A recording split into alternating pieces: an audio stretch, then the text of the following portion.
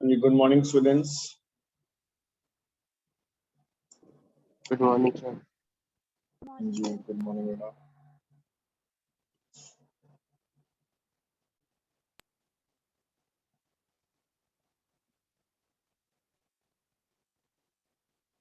चलिए जी, तो शुरू किया जाए आज का सेशन। तो Yes, लास्ट क्लास में बेटा हम लोग क्या कर रहे थे? कितना कर लिया हम लोगों ने?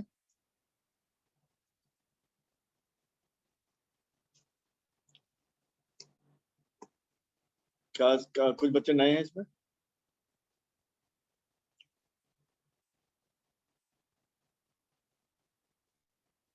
हाँ जी, जुनैद, शिफत।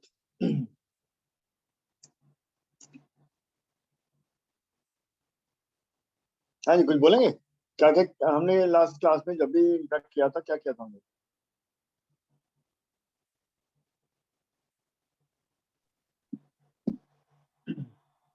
शिफत, तुम बोलो।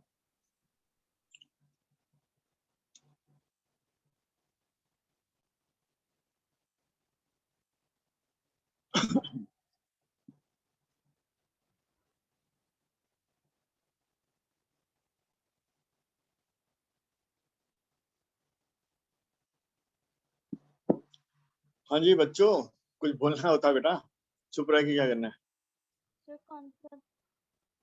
आप सब लोग ही 12th पास के हैं, नहीं पता इस साल है ना जेई के लिए तैयारी कर रहे हैं? हाँ जी बेटा।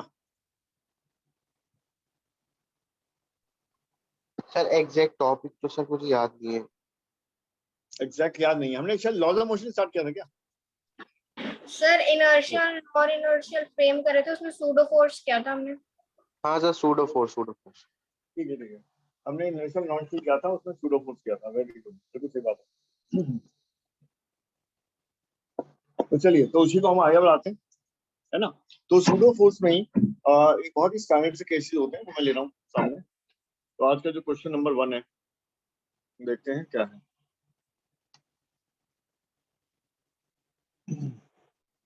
मान लो ये कोई इंक्लाइन प्लेन है और ये एंगल थीटा है, तो उसके ऊपर एक ब्लॉक रखा हुआ है स्मॉल एम मास का।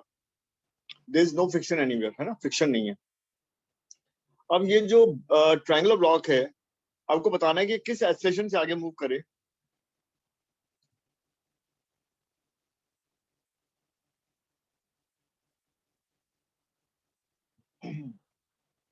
एक मिनट। और सर आपने बोला था कि आप पुली वाले क्वेश्चन करवाएंगे सर। पुली वाले ही करेंगे। Yes sir. चलिए पुली वाले कर लेंगे।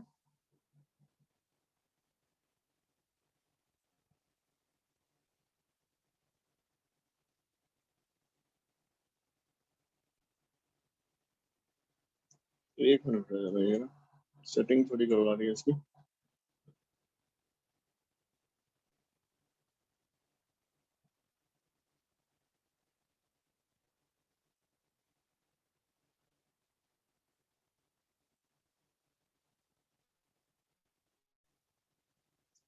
तो पुली वाले सवाल बिल्कुल करेंगे। पुली वाले किस तरह के सवाल कह रहे हो? हमने अभी पुली के कुछ सवाल लिए थे जिसमें मैंने अप्लाई करवाया था आपको सूडो फोर्स।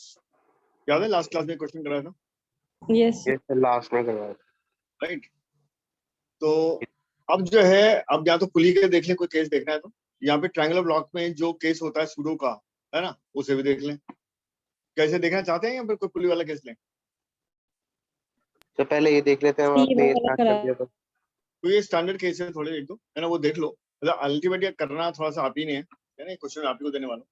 तो यहाँ पर देखिए क्वेश्चन ये है कि ट्रायंगुलर ब्लॉक का एक्सेलरेशन निकालना है in the forward direction so that small m is having no relative motion respect to the triangular block. यानी ट्रायंगुलर ब्लॉक किस एक्सेलरेशन से आगे जाए जो स्मॉल m इसके ऊपर स्लिप ना हो। या ट्रायंगुलर ब्लॉक पे बैठ कर देखें तो स्मॉल m क्या नजर आए? रेस्ट में, राइट? तो लैंग्वेज क्या है? Find small a of the triangular block such that small m is having no relative motion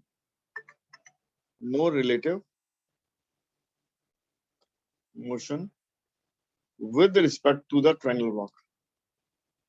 ठीक है जी। तो इसका मतलब क्या है कि ट्रायंगुलर ब्लॉक पे जाके बैठ के देखेंगे तो स्मॉल एम आपको रेस्ट में नजर आएगा।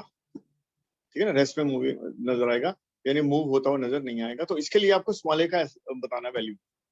तो कितने बच्चे ट्राई कर सकते हैं? चलो 1-2 मिनट का टाइम दे रहा हूँ, ट्राई करें, है ना, फिर देखते हैं क्या करना। ठीक है जी, सब लोग ट्राई करें।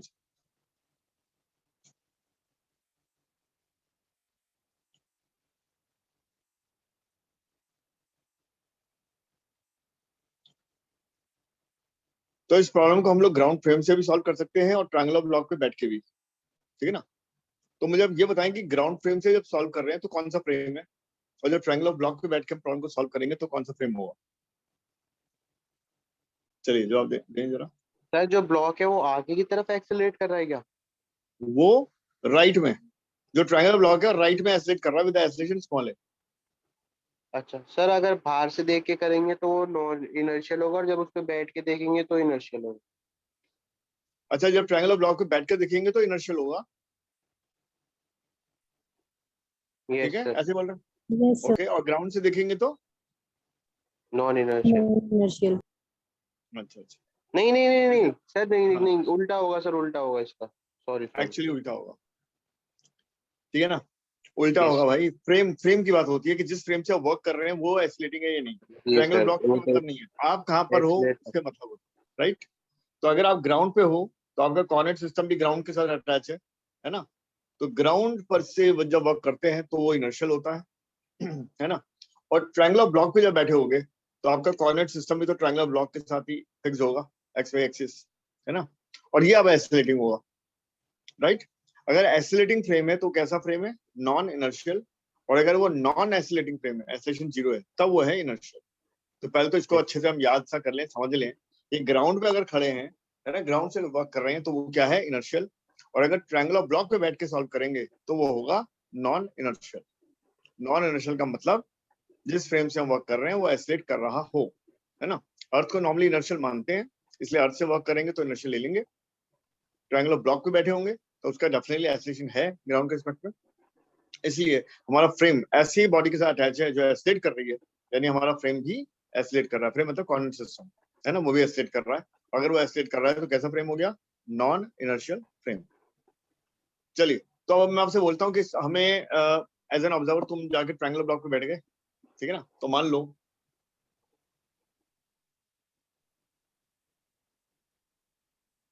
कोई ऑब्जर्वर है जो यहाँ पे आके बैठ चुका है, फिक्स हो चुका है, और वो फ्री बॉडी डायग्राम बना रहा है स्मॉल एम का। तो सबसे पहले तो वो स्मॉल एम को देखेगा, ऑब्जर्व करेगा। ऑब्जर्व करके वो क्या कहेगा कि बॉडी रेस्ट में है या मूविंग है? हाँ जी, क्या जवाब है आपका? सर वो कहेगा कि बॉडी रेस्ट में। रेस्ट पे, है ना। With respect to this person this body at rest, rest में है। तो जो भी फोर्स लग रही होंगी सबका रिजल्टेंट क्या आने वाला है? 0। न्यूटन फोर्स तो लगाएगा भाई Yes. कि अगर बॉडी रेस्ट में है तो नेट फोर्स क्या होना चाहिए उस पे? 0, राइट। तो जो रियल फोर्सेस लग रही हैं वो क्या क्या है? वो तो नॉर्मल रिएक्शन है और वो mg है, ये तो है रियल फोर्सेस। बट उसे क्या लगानी पड़ेगी? उसे सूडो भी लगानी पड़ेगी, क्योंकि वो नॉन इनर्शियल फ्रेम से वर्क कर रहा है। क्या क्लियर है? Yes sir. अब सवाल आया कि सूडो फोर्स किधर लगाएगा और कितनी लगाएगा। तो चलिए बताएं भाई, कौन बताने वाला है? तो अभी बच्चे जो बैठे हैं, चलो ठीक है जी, शिफत, जुनैद। तो कौन जवाब देगा भाई? जुनैद तुम बताओ, सूडो किधर लगाई है? सर एक साइड में सर। सर मुझे सूडो कंपोनेंट रिजॉल्व करने में ना बस इसमें थोड़ी सी दिक्कत हो रही है सर। को बात है, उस दिक्कत को सॉल्व करेंगे। तो पहले तो देखो, नॉर्मल रिएक्शन तो सरफेस के परपेंडिकुलर लगेगा, कोई डाउट ही नहीं है। रिजॉल्व कर लेंगे, पहले तीसरी फोर्स मार्क तो कर दें। तो तीसरी फोर्स जो है सूडो, वो लगा तो दो पहले, किधर लगेगी वो? सर वाली जो फोर्स है ना वो थोड़ा पीछे की तरफ लगेगी एकदम, इसके रिएक्शन के अपोजिट लगेगी सर। राइट, इधर लगेगी, एक्सेलरेशन के ऐसे अपोजिट। एक्सीलरेशन के अपोजिट लगेगी। और मैग्नीट्यूड क्या होगा? m into a के बराबर, m a के बराबर। m is the mass of the body on which you are applying the force and a is the acceleration of the frame। यहाँ फ्रेम कौन है? Triangular block. तो ट्रायंगुलर ब्लॉक का acceleration क्या है? a। किधर है? राइट में है। तो सूडो किधर लगेगी? लेफ्ट में लगेगी। हमेशा एक्सीलरेशन के अपोजिट लगती है। क्या ये बात सही है? Yes sir. जी सर। ओके। अब तुमने देखा कि भाई बॉडी रेस्ट में, तो नेट फोर्स तो कहीं भी नल जीरो है तो जीरो है। अब एक्स एक्सिस वाई एक्सिस मानना तुम्हारा काम है, तुम्हें जो इच्छा हो वो ले सकते हो, है ना। तो नॉर्मली हम लोग जब देख रहे हैं कि भाई दो फोर्स तो हॉरिजॉन्टल और वर्टिकल है, तीन तो हैं, तो इसका मतलब है कि एन को रिजॉल्व करने में फायदा है। तो हम लोग कोऑर्डिनेट सिस्टम अपना ऐसा मान लेते हैं, एक्स एक्सिस मान लेते हैं ऐसी और वाई मान लेते हैं ऐसी वर्टिकल। क्या फायदा है उससे? आई में आपका -x में है ऑलरेडी, एम जी आपका ऑलरेडी -y में है, केवल एन को रिजॉल्व करना पड़ेगा। अब एन को कैसे रिजॉल्व करें? ये एंगल थीटा होता है, मालूम है आपको? यस जहां लगे नहीं मालूम है बता दूंगा भाई, तो देख लो क्या थीटा मालूम है, यस सर, यस सर। और एक इसको सर, ऊपर ले जाएं, एक और सही वाला थीटा एक और बता देंगे सर कैसे आया था? कैसे आता है? चलो ये देखो, सर ये अगर ऑल्टरनेट से करके उसके वर्टिकली अपोजिट में। वो तो खैर ऊपर आएगा वर्टिकली अपोजिट, तो पहले नीचे कैसे थीटा आया वो तो देख लें। जी सर। जैसे ये नॉर्मल रिएक्शन है, इधर परपेंडिकुलर लग रहा है, तो आप क्या करते हैं, यहाँ से परपेंडिकुलर ड्रॉप करते हैं, एमजी तो इधर लगता है ना नॉर्मली, जी तो ये एंगल है 90, इसमें तो कोई डाउट नहीं है। तो ये नहीं अंदर सर। वाला एंगल क्या होगा? 90 माइनस थीटा। जी ये एंगल क्या होगा? आपने 90 माइनस जी थीटा। जी। और जो ये कंप्लीट एंगल है ये पूरा 90 है, तो इसका जी मतलब सर। ये वाला एंगल क्या हो गया? ये हो गया थीटा। क्यों? तो जी इन सर। दोनों का जो सम है वो 90 है। हम्म। सही है, समझ आ रहा है? यस ठीक है सर सर, ठीक। तो इसका मतलब ये थीटा हो गया जो मैंने अभी बनाया, और ये ऊपर वर्टिकली अपोजिट थीटा हो गया, यानी नॉर्मल रिएक्शन जो इससे बना रहा है वर्टिकल से, वो एंगल थीटा हो गया। कैसे ही है, समझ में आया? ठीक है सर। ठीक है जी। अब एन का जो कंपोनेंट इधर होगा वो क्या होगा? एन साइन थीटा, और जो ऊपर होगा वो क्या होगा? N cos theta. इसमें कोई डाउट नहीं है। नो तो अब ये जो पर्सन है जो ट्रायंगुलर ब्लॉक पे बैठा है वो क्या करेगा? Net force in the x direction zero करेगा, तो वो कहेगा कि ठीक है जी, N sine theta is equal to m a को बैलेंस कर रहा है ये। Net force in the x direction is zero, तो जो भी नेट एक्स में लग रही है उसे जीरो कर देगा, वो राइट वाली को लेफ्ट वाली के बराबर कर देगा। क्या ये बात सही है? यस सर और जो ऊपर लग रही है एन कॉस थीटा, वो किसे बैलेंस कर रहा है? वो एम जी एम को वो बैलेंस कर एम रहा है। जी का। सही है ना? तो दो इक्वेशन बन गई, और हमें ए निकालना था, तो हम क्या करें? एन तो हमें चाहिए नहीं, तो हम इक्वेशन को अगर डिवाइड कर दें तो हमारी बात बन जाएगी। डिवाइड करने से क्या आया? टेन थीटा कितना आ गया? ए अपॉन जी। ठीक है ना? तो अगर कोई ये कह दे कि ए निकालना है भाई, जिससे कि स्मॉल एम स्लिप ना करे, तो आप कहेंगे sir A is equal to G tan G theta. यानी इतने एसलेशन से अगर ट्रायंगल ब्लॉक चलेगा तो स्मॉल एम उस पर स्लिप नहीं होगा, ऑल्दो फ्रिक्शन नहीं है, फ्रिक्शन फोर्स नहीं लग रहा। ठीक है जी, स्मूथ सरफेस पे ऐसा कुछ बात समझ में आ गई? चलिए जुनैद, कोई सवाल है? आपने हैंड सर रेज मैं किया। पूछना चाह रहा था, जैसे सर अगर ये जो ब्लॉक है वो आगे मूव नहीं कर रहा होता है एक्सेलरेशन ए से, तो फिर मेरे पास सूडो फोर्स भी नहीं होती, फिर मुझे एमजी को रिजॉल्व करना पड़ता सर कंपोनेंट में। अब इसी बिल्कुल तुम्हारे सवाल के हिसाब से अब हम क्या करेंगे, तुम जो बिल्कुल सही है, और इस सवाल को समझने के लिए जो तुमने पूछा है, हमें क्या करना है, हमें ग्राउंड फ्रेम से प्रॉब्लम को सॉल्व करना है ना? सॉल्व कर जी लेते सर। हैं, सूडो नहीं लगाएंगे और प्रॉब्लम को सॉल्व करते हैं। चलिए देखते हैं कैसे होगा। तो क्या करें कि अभी मान लो ये सवाल आपके सामने ऐसा आ गया, ये एंगल आ गया थीटा, और ये आ गया ब्लॉक एम। ठीक है ना? और ये पूरे का पूरा सिस्टम एसलेट कर रहा है इस तरफ, और तुम ग्राउंड से देख रहे हो। ठीक है? तो तुमने कहा जो फ्री वर्ड डायग्राम बनाया वो क्या बनाया? नॉर्मल रिएक्शन तो इधर था, एम जी इधर था, और इस बार तुम कोई सूडो मार्क करोगे नहीं, क्योंकि नॉन इनर्शियल फ्रेम से तो वर्क कर नहीं रहे। अब मैं तुमसे पूछता हूँ कि भाई ये जो ब्लॉक है इसका जो एक्सलेशन है as seen by you from the ground, वो कितना है और किधर है? तो क्या बोलोगे?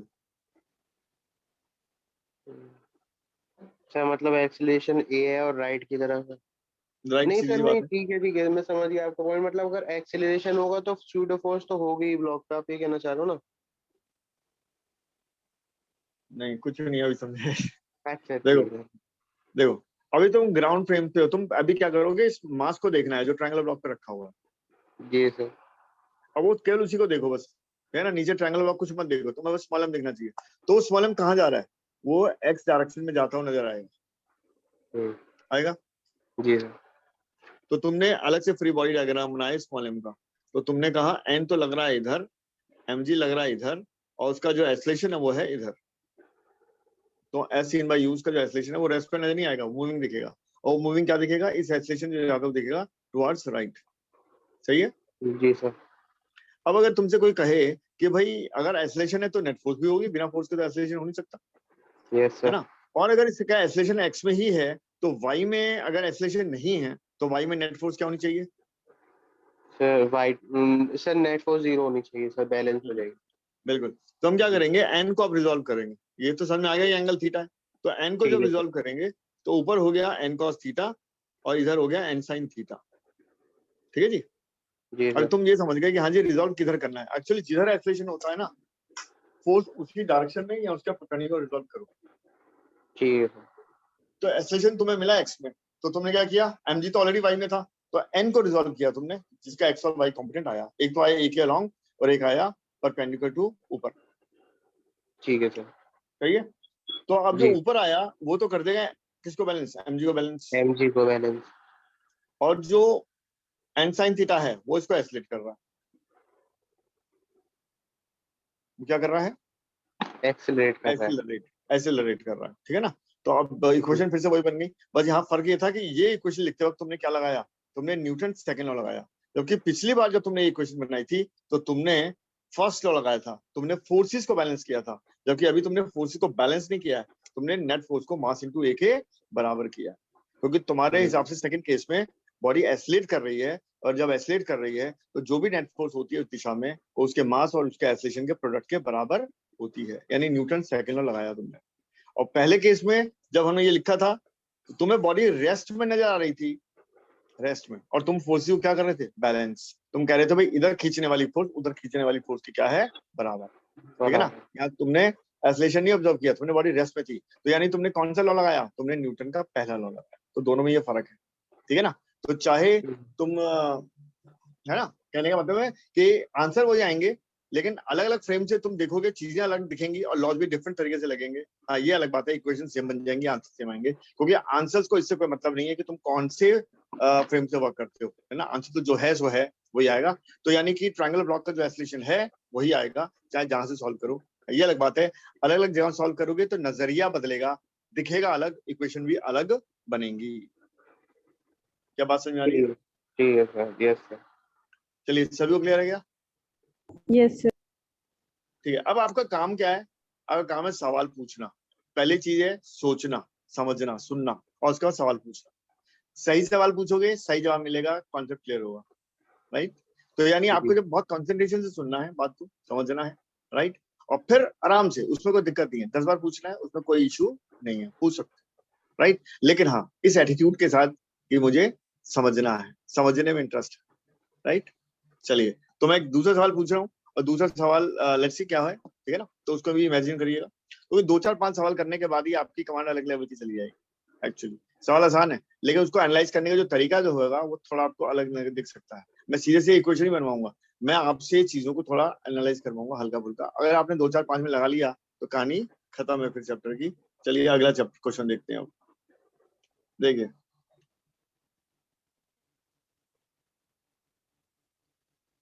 ये कार है, ठीक है जी, कार की सीलिंग से एक स्ट्रिंग बंधा है और स्ट्रिंग से एक बॉब, ये बॉब है जिसका मास m है,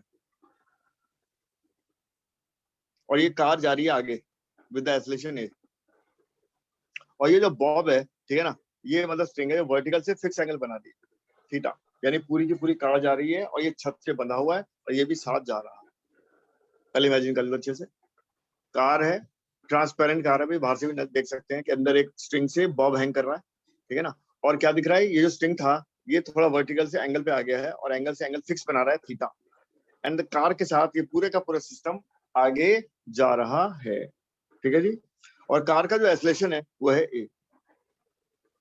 तो फिर आपसे यही पूछा गया है कि फाइंड द एंगल या may be a again, acceleration निकालो कार का, सो दैट ये जो स्ट्रिंग है वो वर्टिकल से फिक्स एंगल बनाए थीटा, और इस बॉब का जो मोशन है रिस्पेक्ट टू द कार वो क्या है, 0, यानी कार में बैठ के देखेंगे बॉब को तो क्या नजर आएगा, रेस्ट में, क्या नजर आएगा, रेस्ट में। तो ये इंपॉर्टेंट, पिछले सवाल जैसे ही हो गया, यानी कि वहां कार क्या इंक्लाइन ट्रायंगुलर ब्लॉक के ऊपर बैठ के जब देखा था तो वो बॉडी क्या नजर आ रही थी, रेस्ट में। उसी तरीके से कार के अंदर जब तुम बैठे हो तो सीलिंग से एक धागे से एक मास हैंग करता हुआ नजर आएगा, और जो स्ट्रिंग है वो जो वर्टिकल से एंगल बनाएगा वो चेंज होता हुआ नजर नहीं आएगा। ये बॉडी ऑसिलेट नहीं कर रही, ये बॉडी वैसी की वैसी है, यानी एंगल इसका क्या है, fix with the vertical, but ऐसा हो पाएगा किसी खास किसी पर्टिकुलर एक्सेलेरेशन के लिए, और वही ए हमें कैलकुलेट करना है।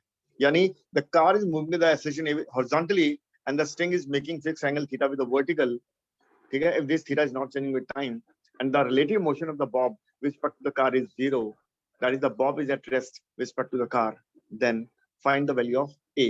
तो क्वेश्चन क्लियर है, लैंग्वेज पूरी बोलूंगा नहीं, अभी लिखवाऊंगा नहीं, मतलब तो एक्सेलरेशन ए है और अपने वर्ड्स में लिखना है तो लिख लो कि स्मॉल एम जो है बॉब है उसका relative motion respect to the car क्या है, 0। ये पढ़ लियो, कोई बिना उसके तो आगे गाड़ी चलेगी नहीं, तो लिख लेना relative motion of Bob with respect to car is car clear हो जाए तो car is 0, find a। चलो जी बेटा a निकालना है, तो ट्राई करते हैं। तो इसे भी दो तरीके से सॉल्व कर सकते हैं, एक तो ग्राउंड फ्रेम से और एक कार के अंदर से। कहां से सॉल्व करना चाहोगे? सर ग्राउंड फ्रेम से।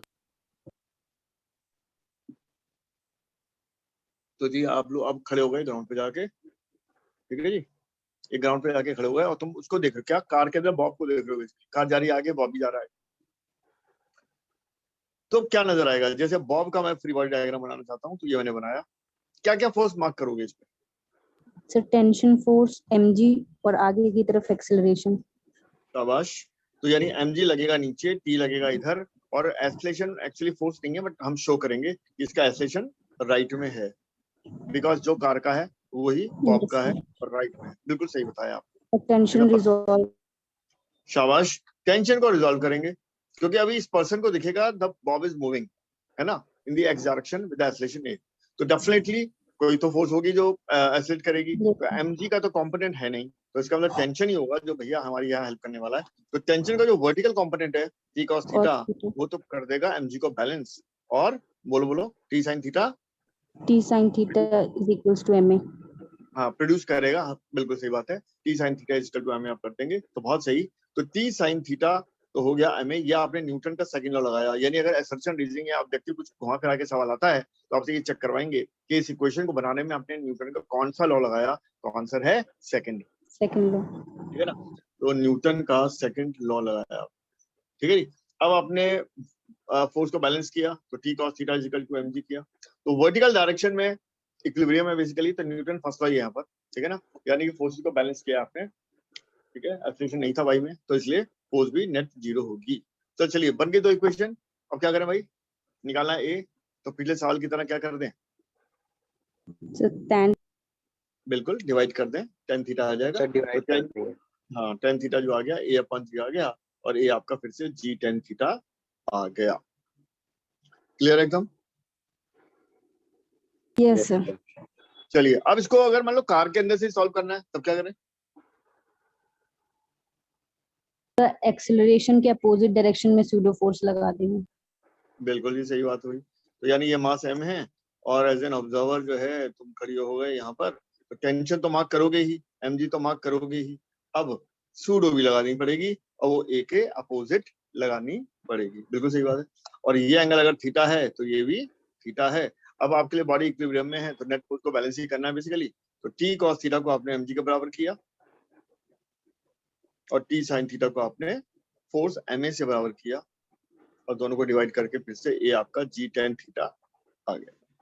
तो बिल्कुल सीधे से साधारण से सवाल, ठीक है ना, लेकिन जिसमें आपको कॉन्सेप्ट पूरा यूज हो रहा है कि न्यूटन का कौन सा लॉ लगा, क्या हुआ, क्या दिखा, ये वगैरह वगैरह वगैरह, ठीक है ना। तो सूडो फोर्स कहाँ से लगानी है, कहाँ से नहीं, ये सारी बातें यहाँ पर चेक हो जाएंगी।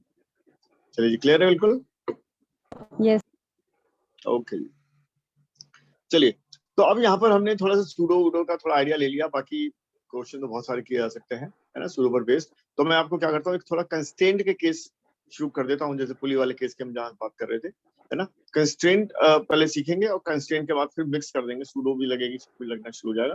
तो चलिए देखते हैं स्ट्रिंग कंस्ट्रेंट, राइट, तो हेडिंग डाल देते सर हैं।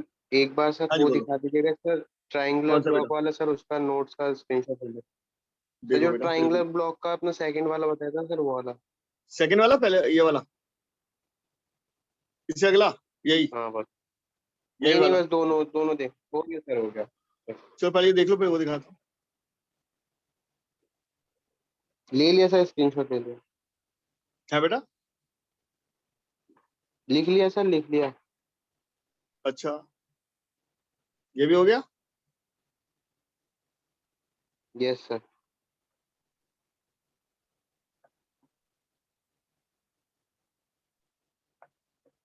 कोई भी सवाल है अब तक का जो भी डिस्कस किया है उस पर भेज दो, पूछ लीजिए।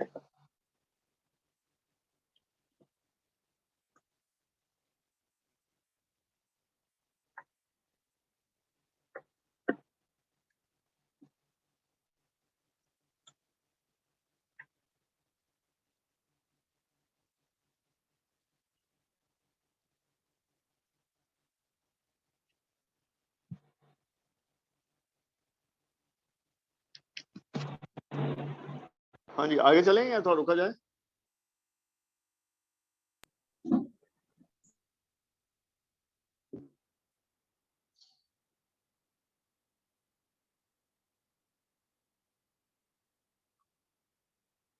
हो गया सर, हो गया। हो गया। चलिए नेक्स्ट जो है ना इसमें और स्ट्रिंग कंस्ट्रेंट।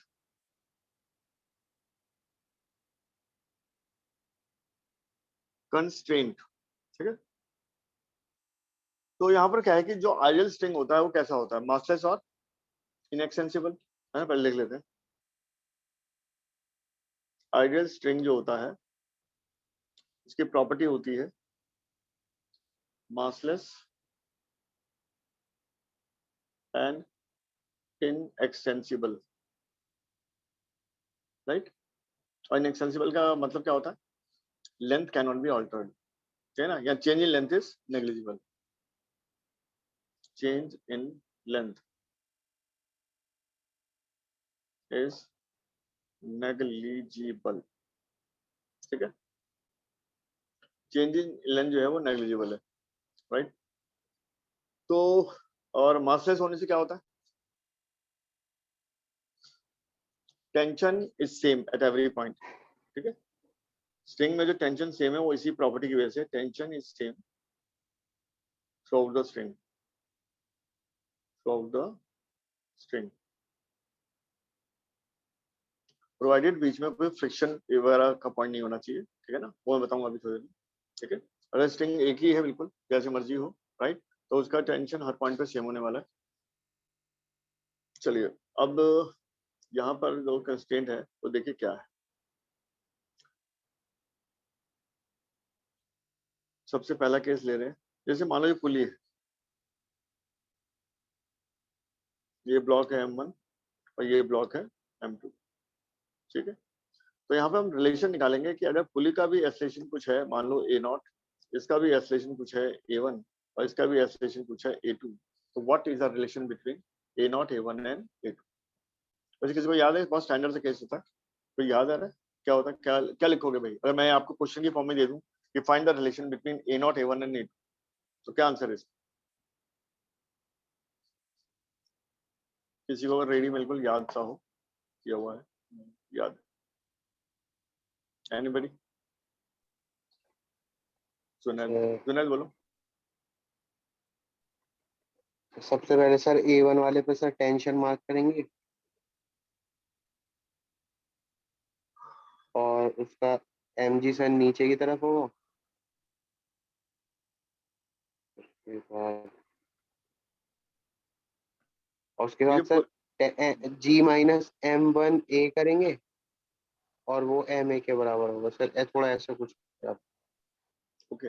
वैसे पुली हमारा देखो यहाँ मासलेस है ना, आइडियल पुली है ये, तो ये भी लिख लो आइडियल पुली कैसा होता है? मासलेस एंड फ्रिक्शनलेस, ठीक है। और फ्रिक्शनलेस पुली अगर है तो स्ट्रिंग के दोनों तरफ टेंशन होगी सेम। अगर फ्रिक्शन होता है ना तब सेम शायद नहीं ले पाते दोनों तरफ, ठीक है। लेकिन अगर सेम है तो टेंशन दोनों तरफ क्या ले लेंगे? सेम। क्या नहीं, अभी टेंशन का उतना रोल नहीं है, अभी मैं A0, A1 और A2 में रिलेशन की बात कर रहा हूँ। चलो हम लिखते हैं, क्वेश्चन की फॉर्म में लिखते हैं। Find the relation between A0, A1 and A2। तो इसका पहले मतलब समझते हैं क्या है। ये एक पुली है, पुली ऊपर जा रहा है A0 एक्सेलेरेशन से, दो ब्लॉक हैंग कर रहे हैं, है ना? ग्राउंड फ्रेम से उनके भी एक्सेलेरेशन है अलग अलग, तो मान लेते हैं M1 का भी A1 है, M2 का भी A2 है, यानी ग्राउंड से मैं देख रहा हूँ M1 का एक्सेलेरेशन क्या है A1, M2 का क्या है A2, है ना, और पुली का क्या है A0। तीनों के एक्सेलेरेशन है, और कोई एक्सेलेरेशन अगर माइनस होगा तो नीचे भी आ सकता है, वो अलग बात है। बट अगर मान लो तीनों ही ऊपर है, तो what is the relation between A0, A1 and A2? उस रिलेशन को निकालेंगे यूजिंग दिस फैक्ट कि जो स्ट्रिंग की लेंथ है वो क्या है, कांस्टेंट। क्या है? कांस्टेंट। कांस्टेंट। और इसी को बोलते हैं constraint relation, string constraint. Constraint मतलब ये कंडीशन लग गई कि स्ट्रिंग का जो लेंथ है कांस्टेंट है, इसको यूज करते हुए हम कनेक्टेड बॉडीज का जो एक्सेलरेशंस हैं या वेलोसिटीज हैं उनमें रिलेशन ड्राइव करते हैं। ठीक है जी, तो चलिए इसको समझने की कोशिश करते हैं। तो इसमें यह है कि जो लेंथ है ना वो चेंज होने वाली है नहीं, तो इसके मैं स्टेप्स बोल रहा हूँ, पॉइंट्स बोल रहा हूँ, मेथड बोल रहा हूँ, तो वो थोड़ा नोट कर दें। तो देख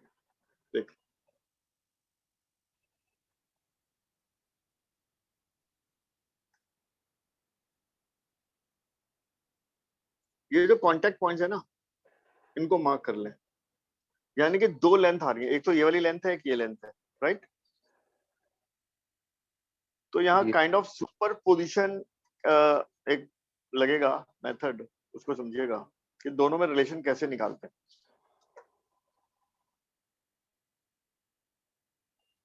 एक तरीका तो था, आपने कभी सीखा होगा, ग्राउंड से y1 y2 y3 मान लो डिफरेंशिएट कर लो।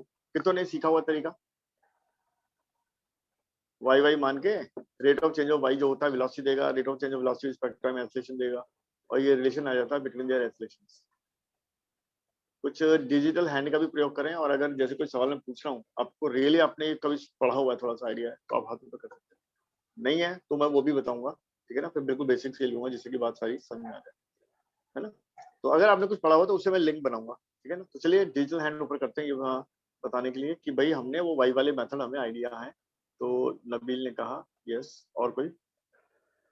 फातिमा है, जिनेब है, और कौन है भाई? जुनैद, सिफत। बाकी किसी ने भी हाथ ऊपर नहीं किया भाई, भाई केवल एक बच्चा है ना, नबील ने हाथ ऊपर किया। तो वाई वाला मेथड भी चलो देख लेते हैं फिर, ठीक है ना, जिसे फटाफट देख के समझ लेते हैं। जैसे कि ग्राउंड है मान लो, तो किसी भी डिस्टेंस पे मान लेते हैं कि ये डिस्टेंस जो है ना वो y1 है, और ये डिस्टेंस क्या है यहाँ से, y2, और ये जो डिस्टेंस है इसके सेंटर का वो है y0।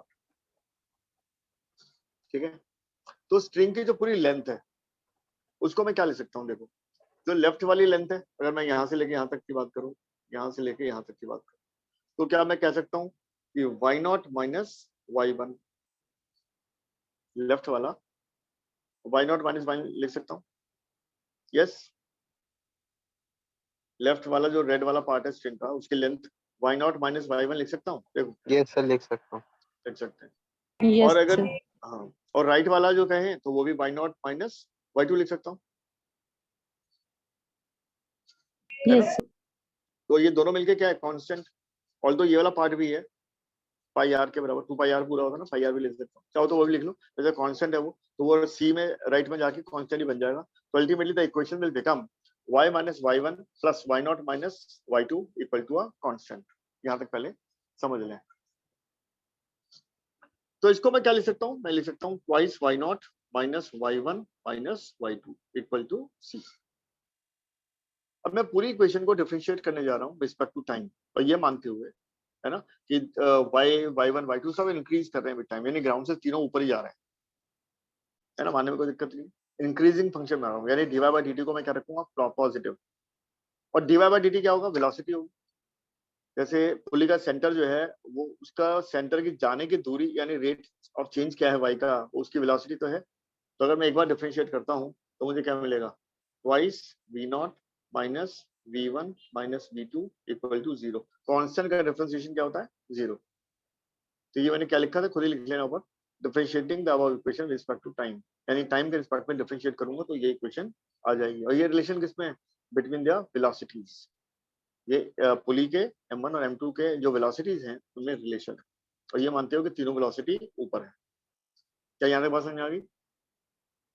यस अब मैं एक सर बार और बस डिफरेंशिएट, हाँ ये बोलो। सर बस एक बार बता दीजिए सर, आपने जो फर्स्ट वाला है वो सी से इक्वेट सर क्यों करा था, बस उसका रीजन। कांस्टेंट है बेटा, लेंथ है ना ये स्ट्रिंग की, तो जब इनएक्सेंसिबल स्ट्रिंग है तो स्ट्रिंग की लेंथ क्या चेंज होने वाली है टाइम के साथ या नहीं होने वाली? नहीं सर, नहीं चेंज होगी। तो उसे कांस्टेंट कह देता हूँ ना, यस सर। तो सी का मतलब यहाँ पे कांस्टेंट है। ठीक है सर।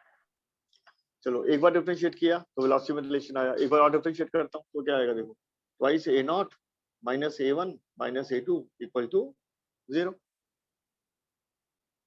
सही है? यस चलो तो यहाँ पे रिलेशन आ रहा है मेरा कि A नॉट जो बराबर आ रहा है वो आ रहा है A1 प्लस A2 बाय 2। ठीक है ना? इसमें मैंने डेरिवेशन में ये माना था कि तीनों के एसोसिएशन ऊपर है, लेकिन अगर एक्चुअल में कोई आपके सामने केस आ जाए कि एक आध नीचे हो तो आप एक साइन कन्वेंशन बना सकते हो क्या, कि ऊपर वाले ए पॉजिटिव है नीचे वाले ए नेगेटिव है, और विद साइन रख दो, आपको सही आंसर मिल जाएगा। तो यानी ये रिलेशन निकाला हमने वाई वाले रिलेशन से डिफरेंशिएशन मेथड से। ठीक है, तो पहले से अच्छे से नोट कर लो यहाँ तक, है ना? इसका एप्लीकेशन भी मैं करवाता हूँ अगर एक हाथ कराना है तो, और उसके बाद फिर मैं एक दूसरा मेथड जो हम ज्यादा यूज करते हैं, शॉर्ट में होता है, शॉर्टकट होता है, उसके बारे में बात करें। ठीक है ना? तो उसे नोट कर लीजिए।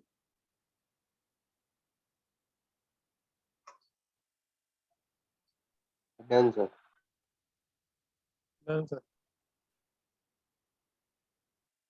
चलिए अब इस फॉर्मूले बेस्ड क्वेश्चन जो आएंगे अगर हम बात करें, ठीक है ना, मेंस में भी आ सकता है, बिट्स में आ सकता है, जो भी आप देंगे एग्जाम छोटे मोटे सब आएगा। तो यहाँ पर क्या है कि अगर मान लो मैं आपके सामने क्वेश्चन रख दूं,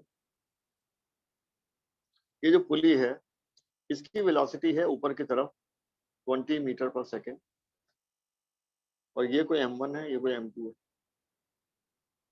M2 की वेलोसिटी इस वक्त ग्राउंड फ्रेम में 5 मीटर पर सेकेंड है डाउनवर्ड, और इसकी ऊपर क्या है या नीचे क्या है वो आपको निकालना, अननोन है, ये पता नहीं क्या है। तो चलिए आंसर निकालते हैं, सब लोग निकाल लें पहले फिर हम चेक करेंगे।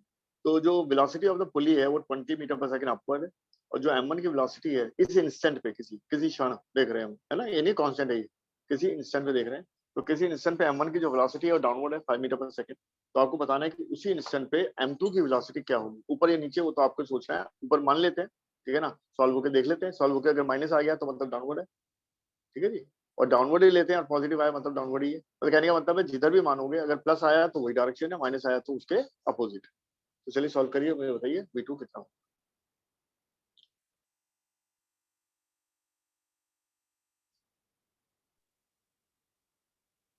तो थोड़ा गलत आ रहा है, मगर 35 मीटर पर सेकंड आ रहा है। नहीं आ भी सकता है, मतलब गलत का मैं जरूरी नहीं गलत हो। सबने कर लिया क्या? क्योंकि फॉर्मूला ही लगाना है और क्या करना है। तो फॉर्मूला वे भी सीखा मैंने, हमने कि यस सर, VP जो 35 है, आ रहा है। चलो आ रहा होगा, मैं भी सॉल्व कर रहा हूँ आपके सामने। ठीक है, तो VP जो है V1 प्लस V2/2 है, तो VP ऊपर है पॉजिटिव है तो 20 लिख देते हैं, V1 डाउनवर्ड है तो -5, V2 निकालना है, ये 22 मतलब, और ये 40, और ये -5, और ये V2, तो ये आ गया 45, और ये आ गया V2। तो 35 नहीं, ये है 45। ठीक है जी, किसका आ रहा है 45 में से? यस सर, मेरा 45 आ रहा था। M1 डाउन उसको पॉजिटिव ले लिया था, इसलिए 35 आ हाँ रहा था। हाँ, वही ध्यान रखना, बस वही ध्यान रखना। तो वो तो कहने का मतलब है, ये सर मैं पूछना चाहूंगा सर, वो 5M1 वाला नीचे आपने डाउनलोड, उसका वेलोसिटी वो गिवन था सर क्वेश्चन में? देखो क्या दिख रहा है वो, जो मैंने मतलब स्क्रीन पे देखो क्या लिखा हुआ है, एरो नीचे है ना शायद, यस सर। तो डाउनवर्ड है। तो सर आपने लेट करा था या गिवन था ये क्वेश्चन में? यार 5 है और एरो नीचे है, लेट कैसे कर सकता हूँ मैं, ये तो गिवन ही होगा ना। लेट तो मैं V2 को करूंगा, V2 मैंने लेट किया कि ऊपर है और वो पॉजिटिव आ गया, मतलब वो ऊपर ही है। अगर वो माइनस आता तो नीचे होता, लेकिन जो ठीक है 5 सर। है वो तो क्वेश्चन ने दिया है और नीचे है, इसलिए मैंने एरो नीचे लिया, वो गिवन है। तो ये वाला पार्ट गिवन ठीक है सर। है ना, ये वाला पार्ट गिवन है, क्योंकि किसी की वैल्यू तो मैं लेट कर ही नहीं सकता ना, मैं थोड़ी मान सकता हूँ 5 और डाउनवर्ड, वो तो दे ही सकते हैं वो। हाँ, जो M2 है वो मैं मानूंगा V2 है, पता नहीं किधर है, तो मैंने ऊपर मान लिया, और अगर ऊपर मानने का पॉजिटिव आया तो जो मैंने माना वो सही, और नेगेटिव आया था तो अपोजिट होता डाउनवर्ड। ठीक है, ठीक है, समझ गया। ठीक है बेटा। तो ये आपने जैसे इसका छोटा सा एप्लीकेशन देखा, और ये एसोसिएशन में रिलेशन होता ऐसे ही तो कर लेते आराम से, नहीं जैसे मान लो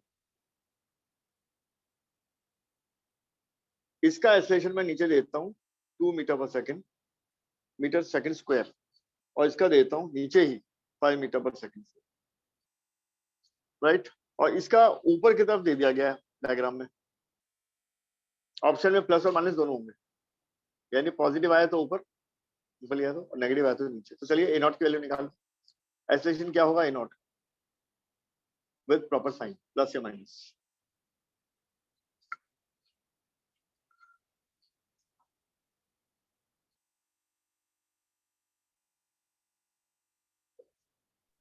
-3.5। चलिए देख लेते हैं। तो फॉर्मूला है हमारा a1 प्लस a2 बाय 2।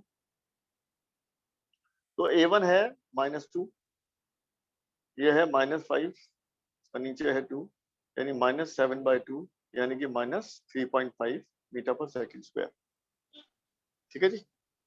तो ए नॉट आया माइनस, इसका मतलब ये ऊपर नहीं है, ये नीचे है, और कितना है ये -3.5 मीटर पर सेकंड स्क्वायर है। किस किस का आ गया था ये आंसर -3.5? यस सर, आ गया। यस सर, आ गया। सही है, सही है। ठीक है, तो यानी इस तरह के क्वेश्चंस आपको देंगे, कनेक्टेड बॉडीज के देंगे कि भाई एक्सेलरेशन निकालो, वेलोसिटी निकालो, आप आराम से कर सकते हैं। सही है, yes sir. Yes okay. Sir. चलो एक ना एससीवी का सवाल है, वो भी मैं यहाँ पूछ लेता हूँ, लेकिन थोड़ा डिफरेंट तरीके से। लेकिन चलो उससे लिए मैं आपको पहले वो तरीका सिखा दूं तो बेटर रहेगा। तरीका चलिए देखते हैं। अब इसी डेरिवेशन को जो मैं बहुत से सवालों में ये मेथड लगाऊंगा, मैं दूसरे मेथड से करूंगा। तो वो मेथड क्या है वो देखते हैं। जैसे पुली है, इसका एक्सेलरेशन क्या है अपवर्ड, ये m1 है, इसका है अपवर्ड a1, और ये दूसरा है इसका m2 है a2 अपवर्ड, राइट। तो इसको थोड़ा ध्यान से देख लेना, वैसे आसान सा है, हो सकता है आपको पहले से आता है। तो हम क्या करते हैं, यहाँ पे 3 बॉडीज है, पुली है, m1 है, m2 है ना। तो तीनों का जो मोशन का इम्पैक्ट है 1 by 1 on the length of the string, वो देखेंगे। जो लेंथ को बढ़ाएगा उसका चेंज क्या होगा पॉजिटिव, और जो घटाएगा वो होगा नेगेटिव, और नेट चेंज इन लेंथ क्या होगा 0। ठीक है जी। तो करना क्या है सुन लेते हैं ध्यान से। जैसे मान लो मैं पुली के मूवमेंट का इम्पैक्ट देख रहा हूँ ऑन द लेंथ, तो मैं मासेस को मान लूंगा रेस्ट में। ये स्ट्रिंग खिंच सकता है ऐसा मान लेंगे, खिंच गया, पुली ऊपर चला गया, ये ब्लॉक यहीं रह गए, ब्लॉक वहीं रह गए, पुली ऊपर चला गया। अगर मान लो पुली का एक्सेलरेशन ए नॉट है, तो वो क्या करेगा, वो लेफ्ट वाली लेंथ जो है उसको भी बढ़ाएगा और राइट वाली को भी बढ़ाएगा। तो कितना बढ़ाएगा, जो उसका एक्सेलरेशन होगा। तो अगर मान लो इसका एक्सेलरेशन ए नॉट है, तो लेफ्ट वाली को बढ़ाएगा प्लस ए नॉट से, राइट वाली को भी बढ़ाएगा प्लस ए नॉट से। तो यानी पुली के मूवमेंट का जो इम्पैक्ट है ऑन द लेंथ वो पॉजिटिव है, पॉजिटिव चेंज है। तो मैं लिख दूंगा ए नॉट प्लस ए नॉट। क्या ये मेरी बात समझ आ गई? सर एक बार और बता दीजिए। देखो पहले इमेजिन करो, आपके सामने पुली है, 2 ब्लॉक है। ब्लॉक को आपने स्विच कर दिया, स्विच दबाया, ये ब्लॉक वहीं रुक गए, and the pulley is allowed to move up. तो पुली जब दूर जाएगा, ब्लॉक वहीं रह जाएंगे, तो उनके बीच की दूरी बढ़ जाएगी ना। Yes sir. तो यानी लेंथ बढ़ जाएगी। Yes sir. तो लेंथ जो बढ़ गई उसकी चेंज को मैं क्या कहूंगा पॉजिटिव चेंज, और अगर घट जाती है तो क्या लेता नेगेटिव चेंज। नेगेटिव। तो अब हम लेफ्ट वाली जो लेंथ है उसको भी लूंगा चेंज प्लस का ए नॉट, और राइट वाली जो लेंथ है उसका भी लूंगा प्लस का ए नॉट। ले सकता हूँ? Yes sir. यस सर, आ गया। आ गया ना। अब हम क्या करेंगे, इसका चेंज तो मैंने देख लिया, अब मैं m1 का इम्पैक्ट देखूंगा, और m1 के लिए मैं क्या करूंगा, पुली को और m2 को रेस्ट पे मान लूंगा। क्या मान लूंगा? रेस्ट। तो अब m1 के मूवमेंट की वजह से केवल लेफ्ट वाली स्ट्रिंग का जो लेंथ है ना उसकी लेंथ में चेंज आएगा। पुली वहीं रह गया, ये वहीं रह गया, और ये ऊपर जा रहा है। तो मतलब ये वाली जो लेंथ है ये क्या हो गई, ये डिक्रीज हो गई। ध्यान देखो क्या हो गई, डिक्रीज हो गई बाय m1। समझ में आया? नहीं सर, ये नहीं है। कोई बात नहीं, सुनो, पुली वहीं रह गया, राइट में m2 वहीं रह गया, आप देख रहे हो केवल m1 के मूवमेंट का इम्पैक्ट। तो m1 का जो मूवमेंट है वो ये दोनों ग्रीन पॉइंट्स है ना, ग्रीन पॉइंट्स, इनकी दूरी को कम कर रहा है, क्योंकि पुली वहीं है, ये यहीं है, इसके ऊपर जाने से क्या हो रहा है, ये दूरी कम हो रही है कि नहीं हो रही? Yes sir. और जो राइट Yes, वाली sir. स्ट्रिंग है उसकी दूरी में कोई अंतर नहीं पड़ेगा। क्यों? क्योंकि m2 को भी मैंने रेस्ट पे मान लिया, पुली को भी रेस्ट पे मान लिया। क्योंकि जब मैं एक बॉडी का इम्पैक्ट देखता हूँ तो बाकी सब कुछ क्या आ जाता है रेस्ट में, यानी सबका इंडिविजुअल इम्पैक्ट देखना है और सबको क्या कर देना है सुपर इम्पोज। ये है तरीका।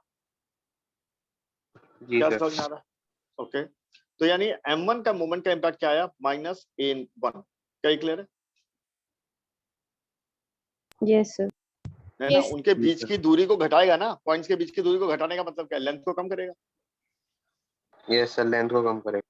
लेंथ को कम करेगा। सही है, समझ आ रही है? Yes sir. ठीक है। अब करते हैं m2 के मोमेंट का इम्पैक्ट देखते हैं। यानी जो राइट में m2 है ना, उसका इम्पैक्ट देखना है। तो पुली रेस्ट पे आ गया, ये रेस्ट पे आ गया, ये ऊपर जा रहा है, तो ये ऊपर जाएगा तो इस लेंथ को कम कर देगा, यानी ये हो जाएगा माइनस का a2। समझ में आ गया? Yes sir. और जो नेट चेंज है, ये सब क्या था, नेट चेंज। एक का पॉजिटिव चेंज है, एक का नेगेटिव चेंज है, तो दोनों को ऐड करिए तो नेट चेंज आ गया। और ये बताओ कि हाँ वो 0 है, क्योंकि नेट चेंज तो भैया होने वाला नहीं है, बिकॉज स्ट्रिंग इज इनएक्सटेंसिबल, है ना। फैक्ट हमारे सामने ये है कि स्ट्रिंग की लेंथ ऑल्टर होने वाली नहीं है। क्या ये बात समझ में? यस जी सर। तो यहाँ जी से सर। रिजल्ट फिर से वही आ गया, a1 प्लस a2, या फिर a0 आ गया a1 plus a2 by 2। Clear है? Yes sir.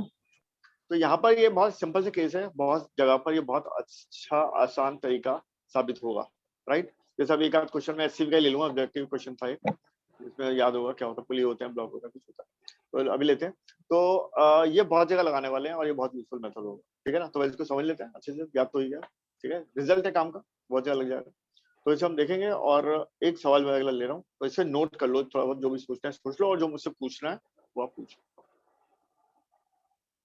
ठीक है। अगला केस में ले रहा हूँ, वो फिर आप ही करना, आपसे ही करवाना है वो।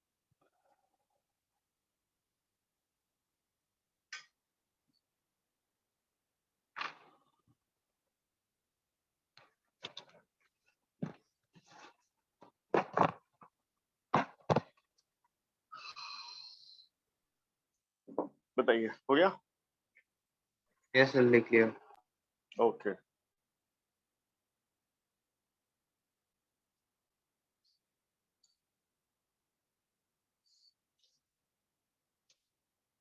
चलिए तो नेक्स्ट क्वेश्चन पे आते हैं,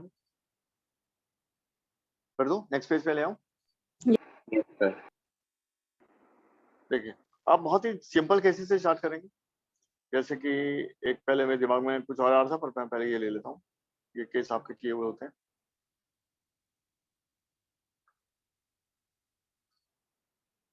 ठीक है। तो हमें केवल रिलेशन निकालना है, ऐसे रिलेशन में कुछ और नहीं करना है ना। अभी पूरा ये निकाल नहीं रहे हम लोग, केवल रिलेशन निकाल रहे हैं। तो रिलेशन में क्या है कि अगर मान लो, मैं ये मान लूं ये नीचे आ रहा है a1 से, और ये नीचे आ रहा है a2 से, तो a1 a2 में रिलेशन क्या होगा? तो मैं कहूंगा सेकंड मेथड जो मैंने बताया था उसको थोड़ा अप्लाई करें, उसको यूज करें, ठीक है। तो जो कांटेक्ट पॉइंट्स होते हैं ना, स्ट्रिंग के जो दो पॉइंट, एक तो स्ट्रिंग का ये एंड है, एक ये एंड है, इसे मार्क कर लो। ये एंड है, ये एंड है, इसे मार्क कर लो। ये एंड है, ये एंड है, इसे मार्क कर लो। कितने होंगे? 1 2 3, 3 हिस्से हैं इसके, स्ट्रिंग के 3 हिस्से हैं। और जो एक्सेलरेशन m1 का होगा वही एक्चुअली इस पुली का भी होगा, इसमें भी कोई डाउट नहीं है, क्योंकि ये पार्ट तो कनेक्टेड है ना। m1 पुली के साथ ही कनेक्टेड है, पुली नीचे जाएगा तो ये भी नीचे जाएगा, पुली ऊपर जाएगा तो ये भी ऊपर जाएगा। इनका अलग एक्सेलरेशन हो ही नहीं सकता। अगर मैं पुली की, यानी पुली P1 की और m1 की बात करता हूँ, ये पुली P2 है, ठीक है। क्लियर है? Yes sir. चलिए, अब यहाँ पर बेसिकली P1 और m2 के मोशन की बात करनी है। दो ही बॉडी है, उनके मोशन से हमें देखना है लेंथ पे क्या इम्पैक्ट है। तो अगर P1 नीचे आ रहा है विद एक्सेलरेशन A1, ठीक है ना, तो स्ट्रिंग के मैं 3 हिस्से बना लेता हूँ। तो उसको मैं अलग से लिख देता हूँ कुछ, जैसे ये वाला स्ट्रिंग का हिस्सा 1 है, ये वाला 2 है, ये वाला 3 है, 3 हिस्से है ना। तो पुली के मूवमेंट का जो इम्पैक्ट होगा ऑन द लेंथ 1, वो क्या होगा? बढ़ेगा, घटेगा, क्या होगा?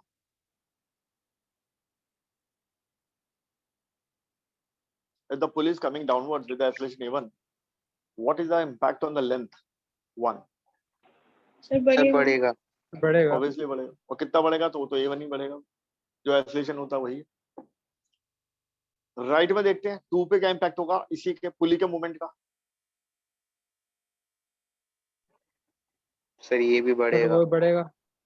और इसको भी हम A1 ही ले लेंगे, क्योंकि A1 से नीचे आ रहा है। अब बात करते हैं M2 की।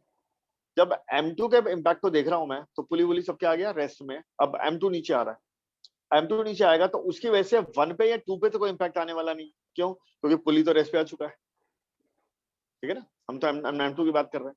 तो M2 जो है वो केवल लेंथ 3 पर इम्पैक्ट डालेगा।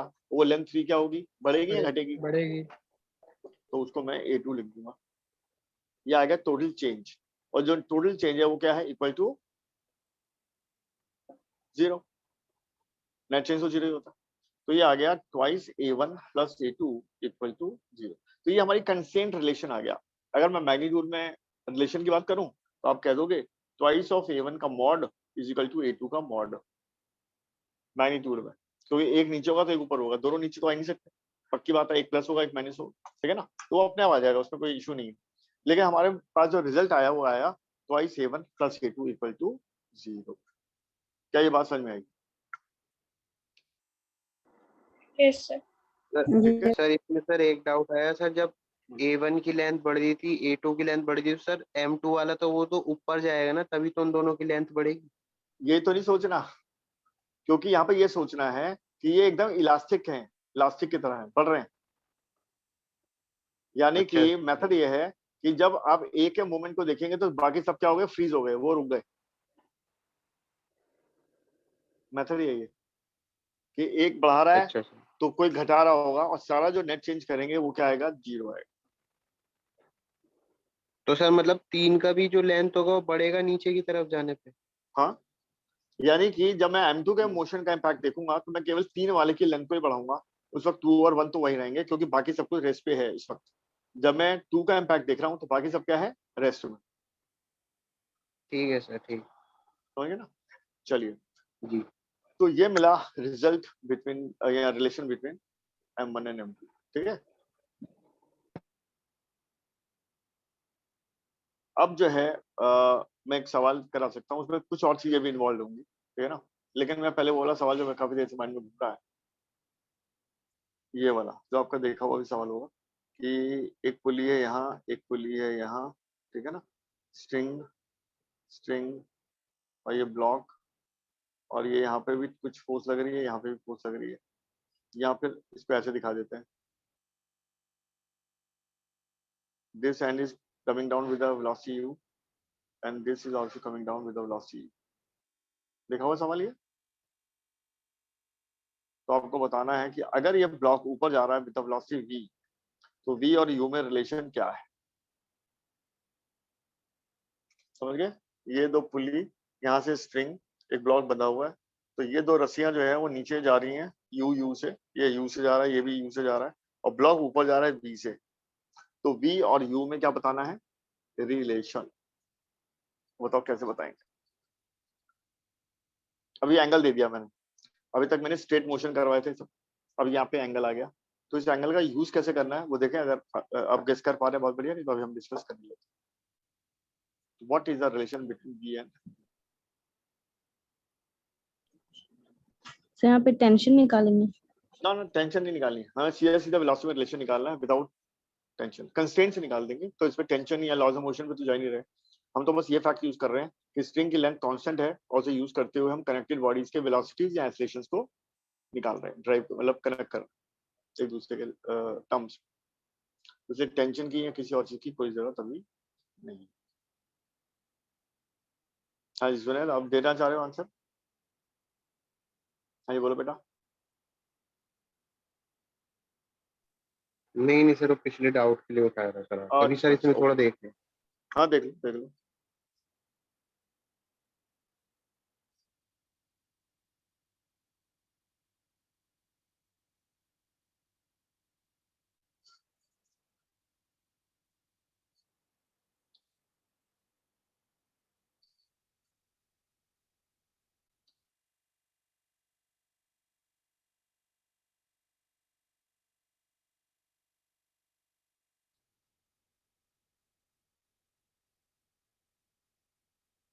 सर इसको ब्रेक तो नहीं कर देंगे इसके हॉरिजॉन्टल और वर्टिकल कंपोनेंट्स को। हाँ बेटा, नहीं नहीं कंपोनेंट की तो खैर जरूरत पड़ने वाली है बिल्कुल, लेकिन इसको सर हाँ इसमें बोलो। मतलब कि ऐसे करा सर, मैंने एक को L1 मार्क कर दिया थीटा के एकदम साइड में ना L1, और दूसरे वाले को L2। तो सर जब ये ऊपर जाएगा तो L1 और L2 कम होंगे, यहाँ तक ही Okay. पहुंच पाया सर मैं तो। चलो ठीक है, आप सही सोचो, जो भी है बिल्कुल कोई गलती नहीं है। लेकिन चलो मैं एक चीज बता दूंगा आपको। देखो होता क्या है कि स्ट्रिंग जैसे जो जितने भी पॉइंट्स हैं, ये जितने भी पॉइंट्स,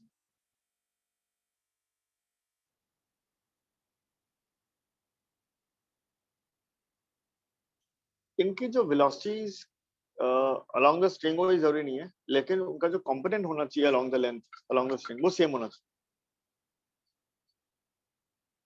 जैसे ये रोप है, मान लो अगर ये स्ट्रेट लाइन में जा रही है मान लो, तो इस पॉइंट की वेलोसिटी अगर v1 है और इसकी पॉइंट की v2 है, तो v1 v2 क्या होना चाहिए? सेम। क्योंकि अगर v1 ज्यादा हो गया तो वो तो आगे निकल जाएगा, तो ये क्या होगा? लेंथ बढ़ जाएगी, तो लेंथ बढ़ना तो अलाउड है नहीं। तो इसका मतलब ये है कि v1 v2 की वैल्यू क्या होनी चाहिए? सेम, अगर स्ट्रिंग कैसी है? इनएक्सटेंसिबल। ये बात समझ आ रही है? जी सर। और अगर ये अलोंग द लेंथ ना हो, मान लो इसकी वेलोसिटी हो इधर v1, इसकी हो इधर v2, ये एंगल हो θ2, ये हो θ1, मतलब रोटेशन भी हो सकता है ना, जैसे ये पेन है, ये रोटेट भी कर रहा है, ट्रांसलेट भी कर रहा है, कुछ ऐसा हो रहा है। तो इस पॉइंट की जो net velocity along the length हो, जरूरी नहीं है ना, कहीं और भी हो सकती है। लेकिन v1 का जो कंपोनेंट होगा अलोंग द लेंथ वो क्या होगा? v1 cos θ1, और जो v2 का कंपोनेंट होगा वो क्या होगा? v2 cos θ2। इन दोनों को पक्का सेम होना चाहिए अलोंग द लेंथ, क्योंकि स्ट्रिंग इज इनएक्सटेंसिबल। क्या ये बात सही है? जी सर। तो इसका मतलब इस फैक्ट को हम यूज करेंगे कि जो वेलोसिटीज होती हैं स्ट्रिंग के डिफरेंट पॉइंट्स की, उनका जो कंपोनेंट्स होते हैं अलोंग द लेंथ, वो सब क्या होते हैं? सेम। सेम। अब जैसे u की बात करें, अब इधर से लेके ये वाला हिस्सा तो सीधा चल रहा है, तो इसके किसी और दिशा में तो वेलोसिटी है ही नहीं, तो ये सारे पॉइंट u से चल रहे हैं नीचे। ये सारे पॉइंट क्या चल रहे हैं? u से। सही है। लेकिन जो ये पॉइंट है, ये वाला, इसकी वेलोसिटी एक्चुअली v है in the upward direction. Exactly देखें तो इस रोप का जो ये वाला पॉइंट है वो ऊपर की तरफ जा रहा है विद v, बट उसका जो कंपोनेंट होगा अलोंग द लेंथ, कंपोनेंट निकालने के लिए हमेशा हमें ये देखना पड़ता है कि एक्चुअल वेक्टर किधर है, तभी तो कंपोनेंट लेंगे।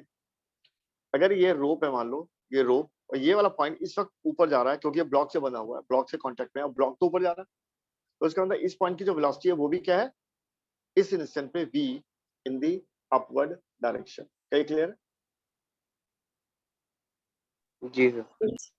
ये जो स्ट्रिंग है जो एंगल पे दिख रही है भाई, ये तो पुली है ना, पुली है, ये तो नीचे जा रहा है सीधा, कोई दिक्कत नहीं। पर ये जो घूम के इधर आएगा इधर, और यहाँ जो ब्लॉक होगा, ब्लॉक, ये ब्लॉक तो ऊपर जा रहा है ना, तो ब्लॉक के जो कांटेक्ट में ये वाला पॉइंट है रोप का, वो भी सब ऊपर ही जा रहा है एक्चुअली ऊपर। लेकिन उसका जो कंपोनेंट होगा अलोंग द लेंथ वो क्या होगा? वो होगा v cos थीटा। क्या होगा? We V cos. cos और इस v cos थीटा को किसके बराबर होना है? u के। क्योंकि एक्चुअली एवरी पॉइंट का जो कंपोनेंट है अलोंग द लेंथ वो क्या होना चाहिए? सेम। क्योंकि भाई स्ट्रिंग कैसी है? इनएक्सटेंसिबल। और यहां से लेके यहां तक के जितने पॉइंट्स हैं वो तो सीधे सीधे चल रहे हैं यू से। लेकिन जो जितने भी पॉइंट्स यहाँ पर हैं, चाहे उनकी दिशा जो भी हो, तो उनके जो कंपोनेंट्स होंगे अलोंग द लेंथ वो क्या होंगे? वो सेम होंगे, वो यू के बराबर। अदरवाइज लेंथ चेंज हो जाएगी, जो अलाउड नहीं है, क्योंकि स्ट्रिंग कैसी है? इनएक्सटेंसिबल। बताइए, समझ में आया? Yes sir. Yes sir. ठीक है जी। तो इसलिए हम सीधे सीधे कुछ खास नहीं करने वाले। इस सवाल में सीधे सीधे क्या करेंगे कि ये जो v का कंपोनेंट था v cos थीटा, इसे u के बराबर कर देंगे, और v हमारा आ जाएगा u sec थीटा या u अपॉन cos थीटा। क्या क्लियर है? yes ठीक है जी। तो ये हम बहुत जगह यूज करेंगे। अभी मैं एक और क्वेश्चन करा रहा हूँ, तो उसमें आप बहुत अच्छे से देख लेंगे। तो इसे नोट करना है, कुछ समझना है, सोचना है, या कुछ सवाल पूछना है, देख लीजिए, फिर मैं अगले सवाल पे आ रहा हूँ।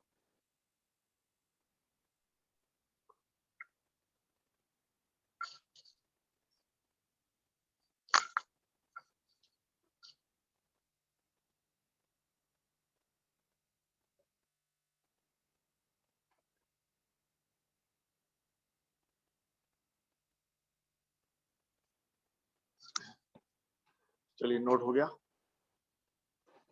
yes sir चलिए आते हैं फिर, है ना, नेक्स्ट पेज पे आते हैं। एक बहुत ही पॉपुलर सा ये भी सवाल है कि एक स्ट्रिंग है, मतलब तार है सीधी हॉरिजॉन्टल, और उसमें कोई बीड है, मोती।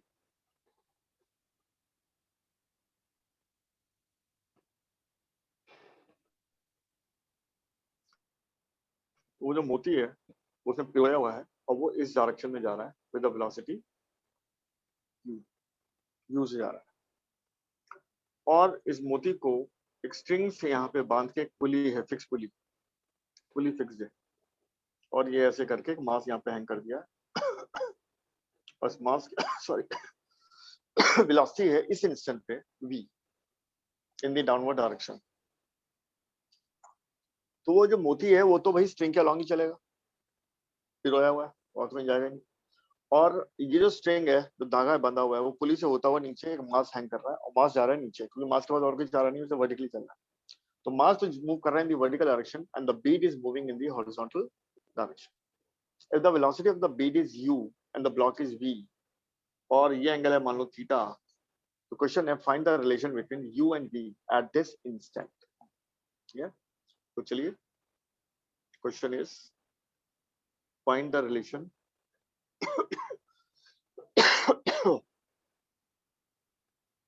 between u and v at this instant। तो बताइए क्या हो।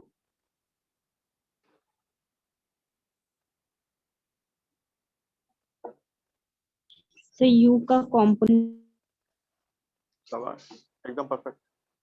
तो यानी ये जो रोप थी वो मोती से बंधी हुई थी, और मोती की स्पीड u थी, तो उस पॉइंट की, रोप के उस पॉइंट की वेलोसिटी v फिर u होगी। एंड यू आर राइट, क्योंकि हमें तो रोप की जो पॉइंट्स है उनकी वेलोसिटी से मतलब है, मोती से हमें क्या लेना भाई। तो ये जो पॉइंट है उसका जो वेलोसिटी हो जाएगा फिर हो जाएगा u cos थीटा, और ये तो इधर v है ही डाउनवर्ड, दोनों को बराबर कर देंगे, कुछ नहीं और करना। यानी कि u cos theta is equal to v। तो ये हमारा रिक्वायर्ड रिजल्ट। क्या ये clear? Yes yes yes sir. Sir. Okay, सब लोग समझ लें, बहुत बढ़िया। और एक चीज जो नेक्स्ट में पूछने आ रहा हूँ वो बहुत और भी इंटरेस्टिंग है। ये वेलोसिटी में रिलेशन आ गया एट दिस इंस्टेंट। तो अगर ये एक्सेलरेशन a1 होता और ये a2 होता, तो क्या मैं a2 को, सॉरी ये a1 है ना, a1 को a2 cos थीटा लिख सकता हूँ या नहीं लिख सकता?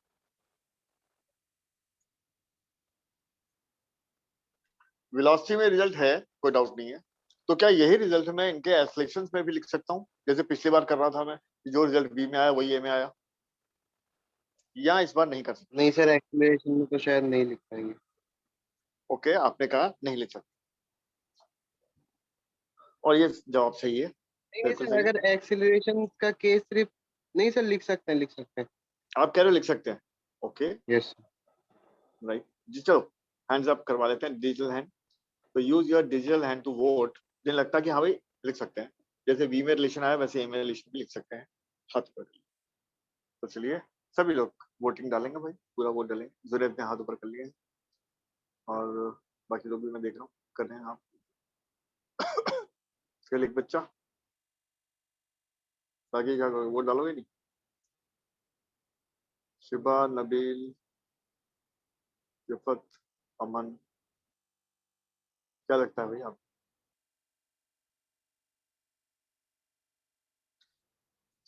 कुछ लगता है या कुछ नहीं लगता? जुनेद कहता है कि लिख सकते हैं, ओके। और बाकी सब जो कहते हैं नहीं लिख सकते, अब हाथ नीचे कर लो जुनेद, और बाकी सब लोग हाथ ऊपर कर लें। ये लगता है कि भाई नहीं लिख सकते। शिफत ने हाथ ऊपर कर दिया है, ओके। नबील ने कर दिया है, केवल 2 बच्चे।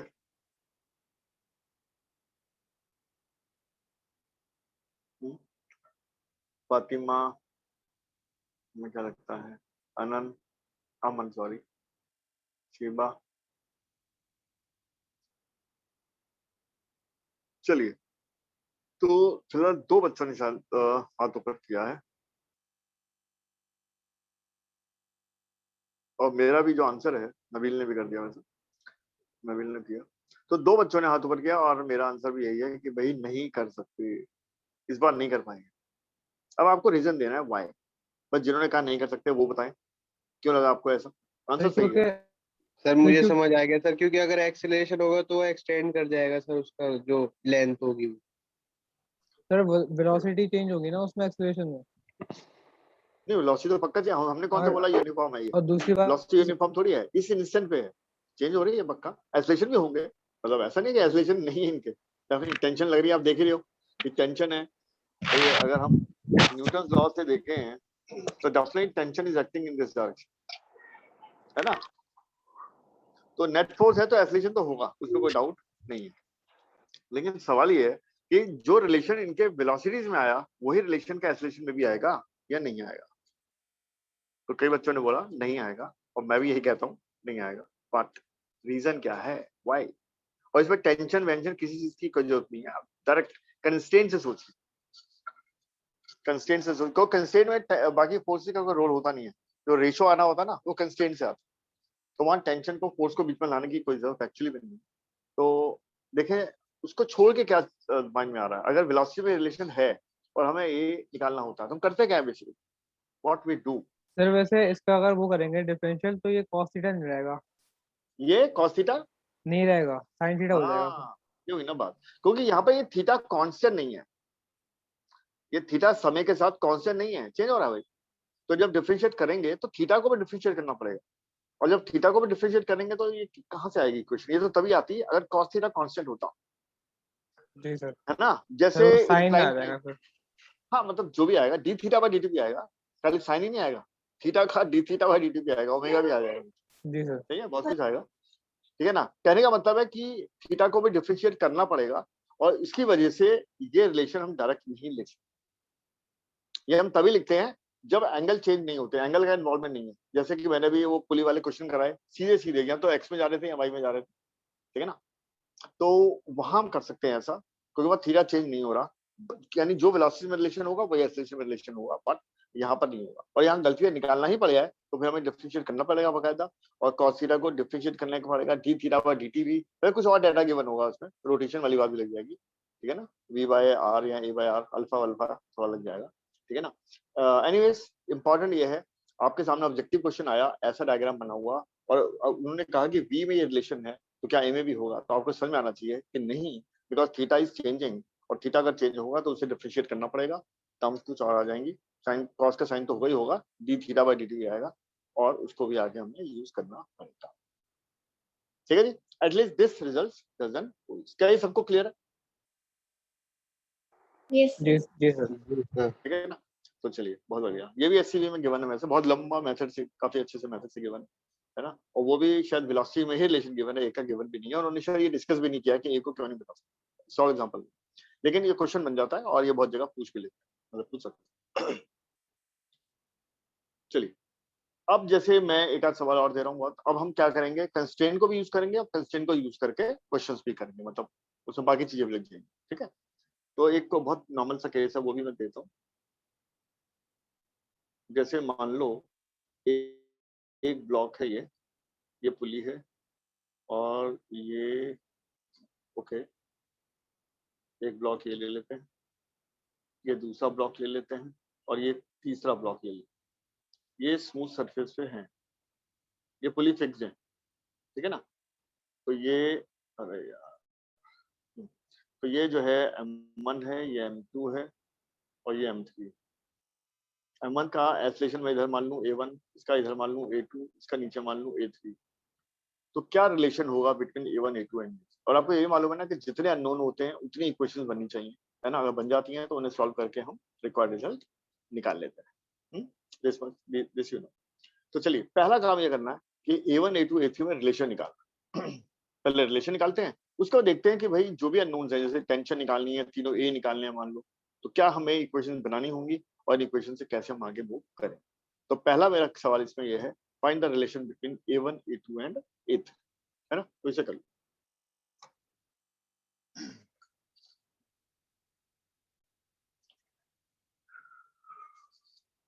हम्म,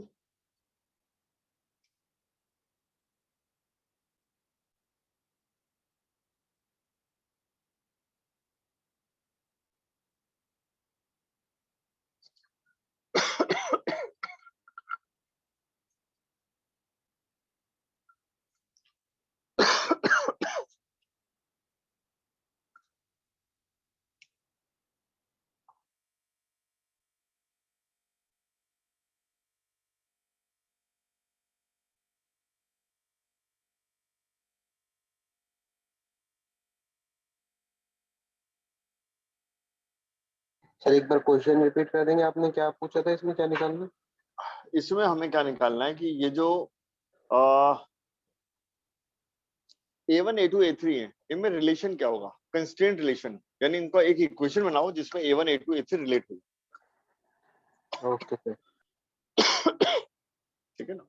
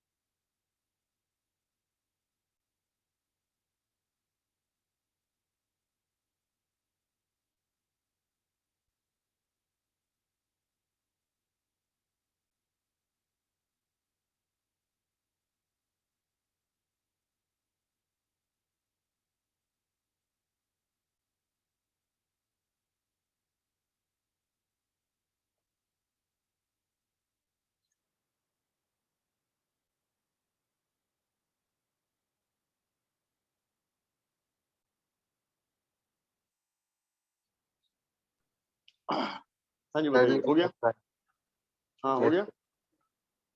जी सर, ट्राई कर लिया। ओके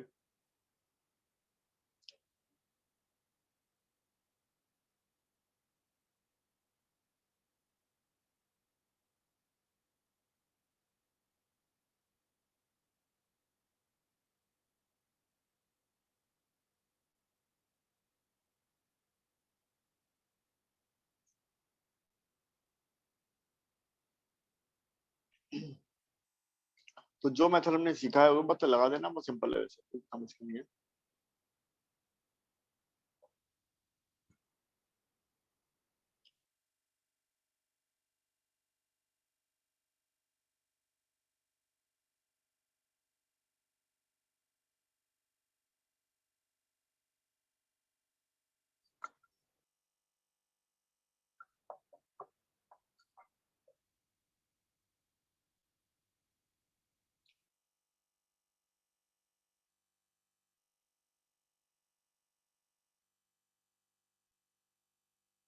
चलिए देखें। जी सर। तो ट्राई किया, कुछ मतलब लिंक बना, कुछ आंसर निकाले हो आप लोगों ने? हाँ सर, मेरा जो निकला, मेरा तो बहुत अलग सा निकला है, तो मुझे लग नहीं रहा वो सही है। चलो देखते हैं, चलो देखते हैं। अब यहाँ पर देखिए, जैसे मैंने बोला कि one at a time length पे इम्पैक्ट देखना है इंडिविजुअल बॉडीज का, ठीक है ना। तो सबसे पहले मैं M1 का देख रहा हूँ, यानी बॉडी बॉडीज को रेस्ट में मान लूं। तो M1 कनेक्टेड है केवल स्ट्रिंग 1 से, बाकियों से तो कोई मतलब नहीं है। तो हमें end to end connected points को देखना होता है।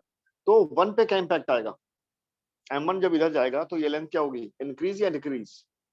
डिक्रीज। डिक्रीज। डिक्रीज। तो मैं लिख देता हूँ -A1। तो M1 का रोल खत्म। अभी M1 M2 को फिक्स कर दो और नीचे पुली सोचो, पुली जो नीचे जा रहा है वो नीचे जा रहा है, तो उससे क्या इम्पैक्ट आने वाला है, किस लेंथ पे आएगा, 2 पे आएगा और 3 पे आएगा। Yes sir. तो 2 से और 3 पे आएगा तो क्या आएगा भाई, जब A3 से नीचे जाएगा तो इधर वाली को भी A3 से बढ़ाएगा, उधर वाली को भी A3 से बढ़ाएगा, यानी कि प्लस का ट्वाइस A3। सर ये दोबारा बताइए एक बार। बता रहे हैं, देखो पहले M1 का इम्पैक्ट देखो, पहले तो ये ग्रीन डॉट्स को देखो। डॉट्स क्या है, जो कनेक्टेड पॉइंट्स होते हैं, एक पॉइंट ये कनेक्टेड है, एक ये कनेक्टेड है, राइट। नीचे 2 वाले को देखो, ये पॉइंट्स लेंथ कनेक्टेड है। जी 3 सर। वाले को देखो, ये पॉइंट्स कनेक्टेड है। 4 वाले को देखो, ये कनेक्टेड है, ठीक है। यानी पूरी स्ट्रिंग को मैंने 4 हिस्सों में बांट दिया। बात समझ गए? जी सर। अब हम M1 का इम्पैक्ट देख रहे हैं। तो M1 तो कनेक्टेड है केवल स्ट्रिंग 1 से, बाकी से कनेक्टेड नहीं है। तो हम क्या करेंगे, जो भी इसका इम्पैक्ट आएगा वो स्ट्रिंग 1 पे आएगा। और अगर हमने माना है कि M1 राइट में जा रहा है तो डेफिनेटली इस लेंथ को क्या करेगा, कम करेगा। कम करेगा तो मैं क्या लिखूंगा, -A1। ठीक है सर। अब आ जाओ M3 पे, नीचे वाली बॉडी जो हैंग कर रही है। तो अब 2 और 3 जो लेंथ है, देखो कहाँ है, लिखा है मैंने 2 तो and 3, दोनों बढ़ रही हैं। दोनों ठीक बढ़ है, रहे हैं तो प्लस 2 टू है और ना। थ्री, ठीक है। और अब M3 का देख लो, तो M3 के लिए क्या कर लें, माइनस का A2, क्योंकि जो लेंथ 4 है उसको तो कम ही करेगा ना। तो M2 के लिए करेंगे ना। M2 एक मिनट, M2 सॉरी, M2 की बात कर रहा हूँ, राइट। ठीक जो है हॉरिजॉन्टल M2 है उसी का मैं देख रहा हूँ, तो वो माइनस जी A2 आएगा ना उसका जी सर। इम्पैक्ट। तो नेट चेंज इन लेंथ 0 है, तो उसको क्या कर दिया 0, सही है। ठीक है सर। तो ट्वाइस A3 वही रिजल्ट आया, देखो थोड़ी पहले जो आ रहा था, या A1 प्लस A2 है ये। तो इस बार मैं इसे इक्वेशन नंबर 1 कह देता हूँ, क्योंकि इस बार मुझे सब कुछ निकालना है, मुझे A1 A2 A3 टेंशन सब निकालना है, तो मुझे रिक्वायर्ड इक्वेशन बनानी है। ओके, जी सर। तो अब हम क्या करेंगे, अब हम ये टेंशन T है ना, अवे फ्रॉम द बॉडी, याद रखना away from the body tension लगती है, तो ये T लगेगा, इस पर भी T लगेगा। ये मैंने पुली पे क्यों बनाया, क्योंकि मैं पुली को इसका फ्री बॉडी बना लेता हूँ, इसके साथ कंबाइंड एफबीडी बना लेता हूँ ब्लॉक के साथ, या फिर इधर T डैश ले लो, मुझे उसमें भी कोई दिक्कत नहीं है, T डैश इधर T डैश, और ये हमें पता है कि T डैश क्या है 2T के बराबर, यस सर, और ये बताया हुआ है क्यों है वैसे T डैश 2T के बराबर कैसे, क्योंकि मासलेस पुली। क्योंकि मासलेस पुली है, ऑल्दो पुली का एक्सेलरेशन है, लेकिन net force equal to M जब लिखेंगे तो एम तो 0 होगा, इसलिए नेट टेंशन का जो नेट रिजल्टेंट है वो भी 0 होगा, और T डैश इसलिए 2T के बराबर होगा, राइट। तो अब हम क्या करते हैं, नॉर्मली हम पुली को साथ ही ले लेते हैं, कोई उसमें दिक्कत वाली बात नहीं। तो न्यूटन सेकंड लॉ लगाते हैं जरा, तो M1 पे लगाएं तो क्या लगाऊंगा, T बराबर M1 A1, जी सर। और M3 पे लगाऊंगा, एक्सेलरेशन डाउनवर्ड लिया है तो नेट फोर्स भी डाउनवर्ड होगी, तो मैं करूंगा M3G minus 2T equal to M3A3,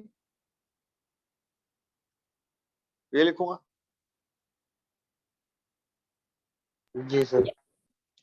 और जो M2 है, M2 पे टेंशन नहीं लग रही है जो उसको एक्सेलरेट कर रही है, MD और N है लेकिन उनको लिखने की उतनी जरूरत नहीं है, तो टेंशन बराबर M2 A2 है, इक्वेशन नंबर 4। तो 4 इक्वेशन है मेरे पास, और वेरिएबल कितने हैं मेरे, A1 A2 A3 and T, 4 variable है, 4 इक्वेशन है, तो इन्हें हम सॉल्व कर सकते हैं। समझ में आ रहा है, देखो, यस राइट। तो सभी को क्लियर हो गया हो तो 2 मिनट देख लो, फिर मैं आपको एक और क्वेश्चन करवा रहा हूँ जिसमें कंस्ट्रेंट भी लग जाएगा, काफी कुछ लगेगा।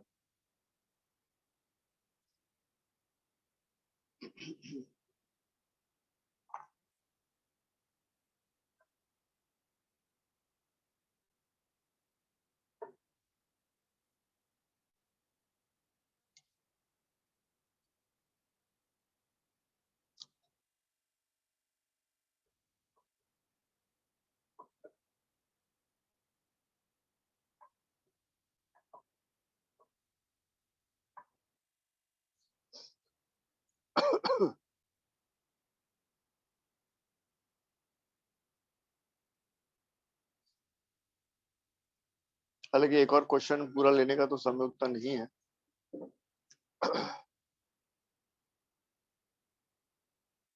एटलीस्ट बड़ा सवाल तो नहीं आ सकता, लेकिन मुझे लगता है इस टाइम का यूटिलाइज ये कर सकते हैं हम लोग कि जो भी अभी तक पढ़ा वो रिवाइज करना, कोई सवाल आपके मन में हो पूछना, है ना, वो ज्यादा अच्छा रहेगा कि अगर आपका कोई डाउट है तो डाउट आप पूछ सकते हो, इसके अलावा भी पूछ सकते हो, मतलब ये नहीं कि जो चल रहा है वही पूछ सकते हो, जो आपके दिमाग में आ रहा है, मतलब, लेकिन हाँ कंसर्न होगा तो बताऊंगा, और टॉपिक रिलेटेड होगा उस वक्त बताना होगा तो उस वक्त बताऊंगा, वो अलग बात है। लेकिन आपके मन में अगर इसी से रिलेटेड चलो अच्छा हो, आगे पीछे कुछ भी आपके दिमाग में आता हो तो आप बिल्कुल पूछ सकते हैं, या आपकी दिक्कतें कहाँ आती हैं, क्या ज्यादा सीखना चाहते हो मुझसे, मैं वो सिखाऊंगा, जैसे नेक्स्ट क्लास में ऐसा आप शेयर करोगे तो मैं बताऊंगा, अच्छा जो आपके वीक एरियाज हैं, मुझे लगता है इसी बार देना है सबने, जेई देना है ना, इस बार जेई की डेट आ गई क्या, जी आ सर। तो ये निकाल दी, अभी तो नहीं आई सर। अभी नहीं आई है, तो देना तो इसी बार है ना। जी सर। यस तो आप सर। सब लोग 12th के हैं इस बार या 12th पास के हैं, 12 पास।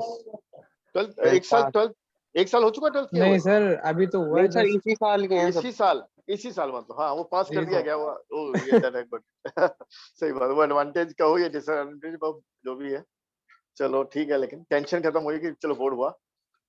अच्छा अब जो है तो आपका जो किस सिलेबस पे कमांड है, जैसे अगर हम मेंस को टारगेट कर रहे हैं, कोई अच्छा करना चाहते हैं, ठीक है ना, तो वैसे मैं मानता हूँ कि जो शुरू के 4-5 चैप्टर होते हैं, वैसे 11वीं थोड़ी वीक रह जाती है, 12वीं तो चलो बोर्ड के लिए आप भी कर रहे होगे, है ना, मेहनत कर रहे होगे, कुछ ना कुछ आता ही होगा, लेकिन 11th आउट ऑफ टच हो जाती है। और खास तौर से अगर हम बात करें फर्स्ट 5 चैप्टर्स की, laws of motion, right, work by energy, momentum, ये बेसिक्स हैं, ये हर जगह लग जाने होते हैं, जैसे इलेक्ट्रोस्टैटिक्स में भी लगी जाते हैं, मैग्नेटिक्स में भी देखो आपने देखा लगी जाते हैं, तो इम्पोर्टेंट है। एनर्जी कंजर्वेशन, एनर्जी का कॉन्सेप्ट तो फिर है ना बॉन्ड फिजिक्स तक जाते हैं, वहां भी लगते हैं। तो कहने का मतलब ये है कि आप मुझे ये बता शेयर कर सकते हो थोड़ा सा कि सर इन चीजों में ज्यादा दिक्कत आती है, तो मैं उन पर ज्यादा फोकस करूंगा, क्योंकि एक एक शब्द पूरे पूरे सिलेबस का, मतलब मुझे कोई दिक्कत नहीं है, बट दिक्कत है कि टाइम का भी कंस्ट्रेंट है, टाइम इज नॉट अनलिमिटेड, है ना, टाइम इज लिमिटेड। सो मैं इसे जितना ज्यादा यूजफुल हो सके आपके लिए वो बनाना चाहता हूँ क्लास को। तो आप अगर मुझे बताएंगे कि सर हाँ वहां दिक्कत आती है, यहाँ दिक्कत आती है, तो I will plan my lecture according, मैं उन्हीं चीजों पर ज्यादा फोकस करूंगा। तो कोई बच्चा बोलना चाहे, फातिमा तुम कुछ कहना चाहती हो? सर इसमें पुली वाले क्वेश्चन में SHM में ज्यादा आती है। प्रॉब्लम होती है। चलो चलो एक एक करके बात करते हैं। वैसे आपने जुनेद बोला पुली वाले सवालों में दिक्कत आती है, यस सर। चलो उसको लेंगे, बिल्कुल लेंगे, पुली वाले सवालों को लेंगे। वैसे पुली वालों में नॉर्मली कंस्ट्रेंट होते हैं जो मैंने आज बेसिक बताए, मैंने बहुत डिफिकल्ट सवाल पहली बार ले लूंगा, वो भी लूंगा, लेकिन चलना तो ग्रेजुअली है ना। तो आज मैंने कुछ ऐसे सवाल ले लिए जिससे आपका काफी लिंक बन जाएगा, यानी जब मैं नई चीजें डिस्कस करूंगा, क्वेश्चन मुश्किल लग सकते हैं देखने को, लेकिन लगेगा सब कुछ वही जो यहाँ मैंने अभी तक डिस्कस किया है। मतलब कुछ भी ऐसा नहीं होगा उठा के लाऊंगा भैया मैं इसमें ये लगाने जा रहा हूँ, सब कुछ वही होगा जो मैंने बताया हुआ है, एक भी नई चीज नहीं होगी। हाँ क्वेश्चन जो नए होंगे वो अलग हो सकते हैं, लेकिन लगेगा सब कुछ वही जो बताया हुआ है, ठीक है ना, कुछ भी नहीं उठा के लगा देंगे। तो ये तो आपने जुनेद ने कहा पुली वाले सवाल, स्प्रिंग वाले सवाल होते हैं, आपने नहीं बोला, एक और यस पॉपुलर सर, सवाल है कि स्प्रिंग से हैंग हो जाते हैं, यहाँ से कट कर दो, ये कर दो, वो कर दो, है ना, बहुत सारे सवाल होते हैं, जो नेक्स्ट क्लास में लूंगा, सर आज नहीं लूंगा लेकिन लूंगा मैं। और फातिमा ने बोला कि मुझे एसएचएम में दिक्कत आती है, राइट। तो एसएचएम बेटा ऐसा टॉपिक है जिसमें मुझे लगता है पूरी फिजिक्स लग जाती है, पूरी फिजिक्स, यानी कि मैकेनिक्स भी लग जाती है, इलेक्ट्रोस्टैट चाहो तो चार्जेस के बीच में करवा दो, फ्लूइड्स में करवा दो, थर्मो का सवाल बना दो, ठीक है ना, वैसे ले लो, प्रेशर को चेंज करा के एसएचएम करवा दो, तो यानी पूरी की पूरी फिजिक्स लग सकती है। हाँ लेकिन एसएचएम का जो बेसिक प्रिंसिपल है, बेसिक सी चीज है, वो क्या है,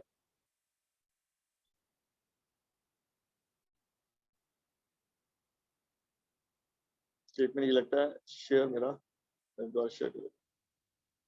और सर वर्क पावर एनर्जी में थोड़ा कंजर्वेटिव, नॉन कंजर्वेटिव और बिल्कुल बिल्कुल स्प्रिंग वाले में। बिल्कुल बिल्कुल सही कह रहे हो आप, है ना, तो वहां दिक्कतें आती हैं, है ना, बिल्कुल। अब बिल्कुल फंडामेंटल, आप बिल्कुल सही बोल रहे हो, ये वो चीजें हैं जिनको जब समझ लिया, ये समझो कि अगली 4 से 5 क्लास में आप चाहो तो इतना समझ लोगे कि किसी भी टॉपिक में घुसोगे तो सब समझ में आना शुरू हो जाएगा, फंडामेंटल बातों की बात करेंगे, यानी चीजों को ऐसा पकड़ेंगे कि वो चीजें क्लियर होती चली जाएंगी, लिंक हो जाएंगी। हाँ लेकिन आप अपनी तरफ से तैयार करके लाओ चीजें, आपके डाउट्स क्या हैं, इसलिए नहीं कि मुझे फंसाने के लिए ला रहे हो, लेकिन इसलिए कि समझना चाहते हो, ठीक है, मतलब सोचो कि आपको कहाँ दिक्कतें आती हैं, मुझे बताओ, और बाकी मैं उसे जहां तक मेरी कैपेबिलिटी है मैं उसको, है ना, कोशिश करूंगा सही कुछ करने की, है ना। तो जैसे आपने कहा, जैसे है ना, तो एसएचएम तो है ही, उसे ही पकड़ेंगे, और फोर्सेस के बारे में जो हमने बात की वो भी हम बात करेंगे, ठीक है। अच्छा, लॉज ऑफ मोशन को लेकर, फ्रिक्शन को लेकर, फ्रिक्शन में कितने बच्चे कॉन्फिडेंट है या कॉन्फिडेंट नहीं है, मुझे लगता नहीं फ्रिक्शन में अच्छा से रिवाइज करने की जरूरत है हमें। नबील ने कहा यस, ठीक है। चलिए, तो नेक्स्ट क्लास में हमारा क्या होगा, सीक्वेंस तो ये रखेंगे, खैर अब एकदम तो पूछ के नहीं जाएंगे, लेकिन बीच में आप जब कहोगे 10-15 मिनट में बात कर लूंगा, बिल्कुल वर्क बाय एनर्जी की बात कर लूंगा, कुछ ऐसी बात कर लूंगा कि आपको लिंक मिलेगा। अब जब क्वेश्चन को अप्रोच करोगे तो आप कहोगे यार क्वेश्चन चाहे इलेक्ट्रोस्टैट्स का हो चाहे कहीं का हो, जब आप चीजों को पकड़ लेते हो तो फिर वो, है ना, होनी शुरू हो जाती है चीजें, वही है लगेंगी वहां तक, ठीक है। तो वो मैं बात कर लूंगा, वैसे या तो चैप्टर में कर लूँ या 10 से 1 मिनट पहले ही बता सकता हूँ, वो इशू नहीं है। लेकिन अगर सीक्वेंस ही रखें, सीक्वेंस में नेक्स्ट फ्रिक्शन है, फ्रिक्शन को इन्वॉल्व करेंगे, सर्कुलर मोशन उसके बाद आएगा, उसको इन्वॉल्व करेंगे, है ना, और फिर वहां से होते हुए हम वर्क बाय एनर्जी में एंट्री मारेंगे, ठीक है ना। तो ये सीक्वेंस अभी रखेंगे हम आगे तक। किसी और को कुछ ऐड वैड करना है, हाँ सर ठीक है, या ऐसे कुछ कर लें, बिल्कुल कर सकते हो आप, यू जस्ट फ्री टू से, और मैं आप कोशिश करूंगा जितना इसे ज्यादा यूजफुल बना सकूं आपके लिए क्लासेस को, उतना ज्यादा बन जाए। और सर लॉज ऑफ मोशन में जैसे जेई मेंस में सर जो क्वेश्चन आ रहे हैं वो कौन से वाले टॉपिक से ज्यादा आ रहे हैं? बेटा देखो, डायरेक्ट क्वेश्चन तो आते हैं, कोई एक आध दो आ जाते हैं, मिक्स होते हैं बेटा, फ्रिक्शन में इन्वॉल्वमेंट होता है, सर्कुलर मोशन पे आता ही है, है ना, तो उसमें भी लॉज ऑफ मोशन लगते हैं, लॉज ऑफ मोशन को समझे भी ना, अब सर्कल को समझ ही नहीं सकते, ठीक है ना। तो ये सारी चीज कनेक्टेड है। जैसे अब एनर्जी का सवाल आ गया, है ना, एनर्जी आए तो खाली एनर्जी नहीं है, इसमें सर्कुलर मोशन भी लग रहा होगा, और कहीं ना कहीं इक्वेशन हमें हो सकता है लॉज ऑफ मोशन वाली भी बनानी पड़ेगी, ठीक है। तो लिंक्ड है चीजें, मतलब सवाल सीधा एकदम नहीं आता, जैसे इस पे आ रहा है उस पे आ रहा है। हाँ, वो स्प्रिंग वाले देखे होंगे, वो कई बार आ जाते हैं, स्प्रिंग को यहाँ से कट किया, इसका एक्सेलरेशन क्या होगा, उसका क्या होगा, ठीक है ना, इस तरह के सवाल तो आम है, आ जाते हैं, जी सर। बार रिपीट होते हैं।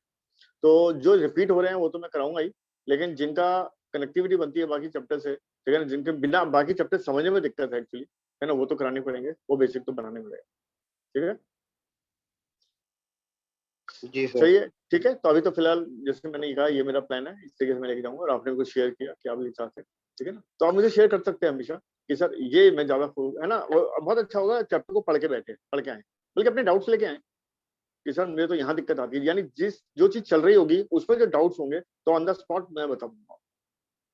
तो डाउट जो आपके हाथों जब क्लियर होंगे तो आपको यूटिलिटी समझ में आ जाएगी कि क्लास की यूटिलिटी क्या चल रही है, आपके लिए यूजफुल कितनी है, तो होगी एक्चुअली, है ना। लेकिन उसका मजा तभी है जब आप थोड़ा पढ़ के आए, पढ़ के आके बिल्कुल उन चीजों को फोकस करें जहाँ पे आपको दिक्कतें आती हैं, वो मेरे सामने रखें, फिर आप देखेंगे क्या वो क्लियर होती हैं, है ना, और कोशिश होगी कि वो क्लियर हो, और जैसे वो चीजें क्लियर होनी शुरू होंगी, एक बहुत साउंड फाउंडेशन बननी स्टार्ट हो जाएगा, लिंक बन जाएगा, है ना, तो पूरी चीजें पकड़ में आएंगी, राइट। चलिए, तो नेक्स्ट क्लास में फिर मैं यही सोच रहा हूँ, मैं फ्रिक्शन और ये सब लेके जाऊंगा, तो आप भी अपने देखना कि कहाँ आपको मतलब किन चीजों में दिक्कत आती है, फिर प्रैक्टिस करके हल्का रिवाइज कर लें, स्पीड अप हो जाती है चीजें, है ना, रिवाइज करके बैठते चीजें स्पीड अप हो जाती यस सर। है। चलिए ठीक है, ओके। फिर मैं आज यहीं रोकता हूँ, और आप कुछ कहना चाहें, कोई बच्चा कुछ कहना चाहे तो बिल्कुल कह सकते और सर मैं कह रहा था मतलब जैसे हमारी जो क्लास होती है ना सर, बहुत टाइम बाद होती है, मतलब तो उसमें ना मोमेंटम इतना सही बन नहीं पाता, मतलब जो डाउट्स होते हैं वो हैं। भी नहीं नहीं, बन वो जाते तो हैं।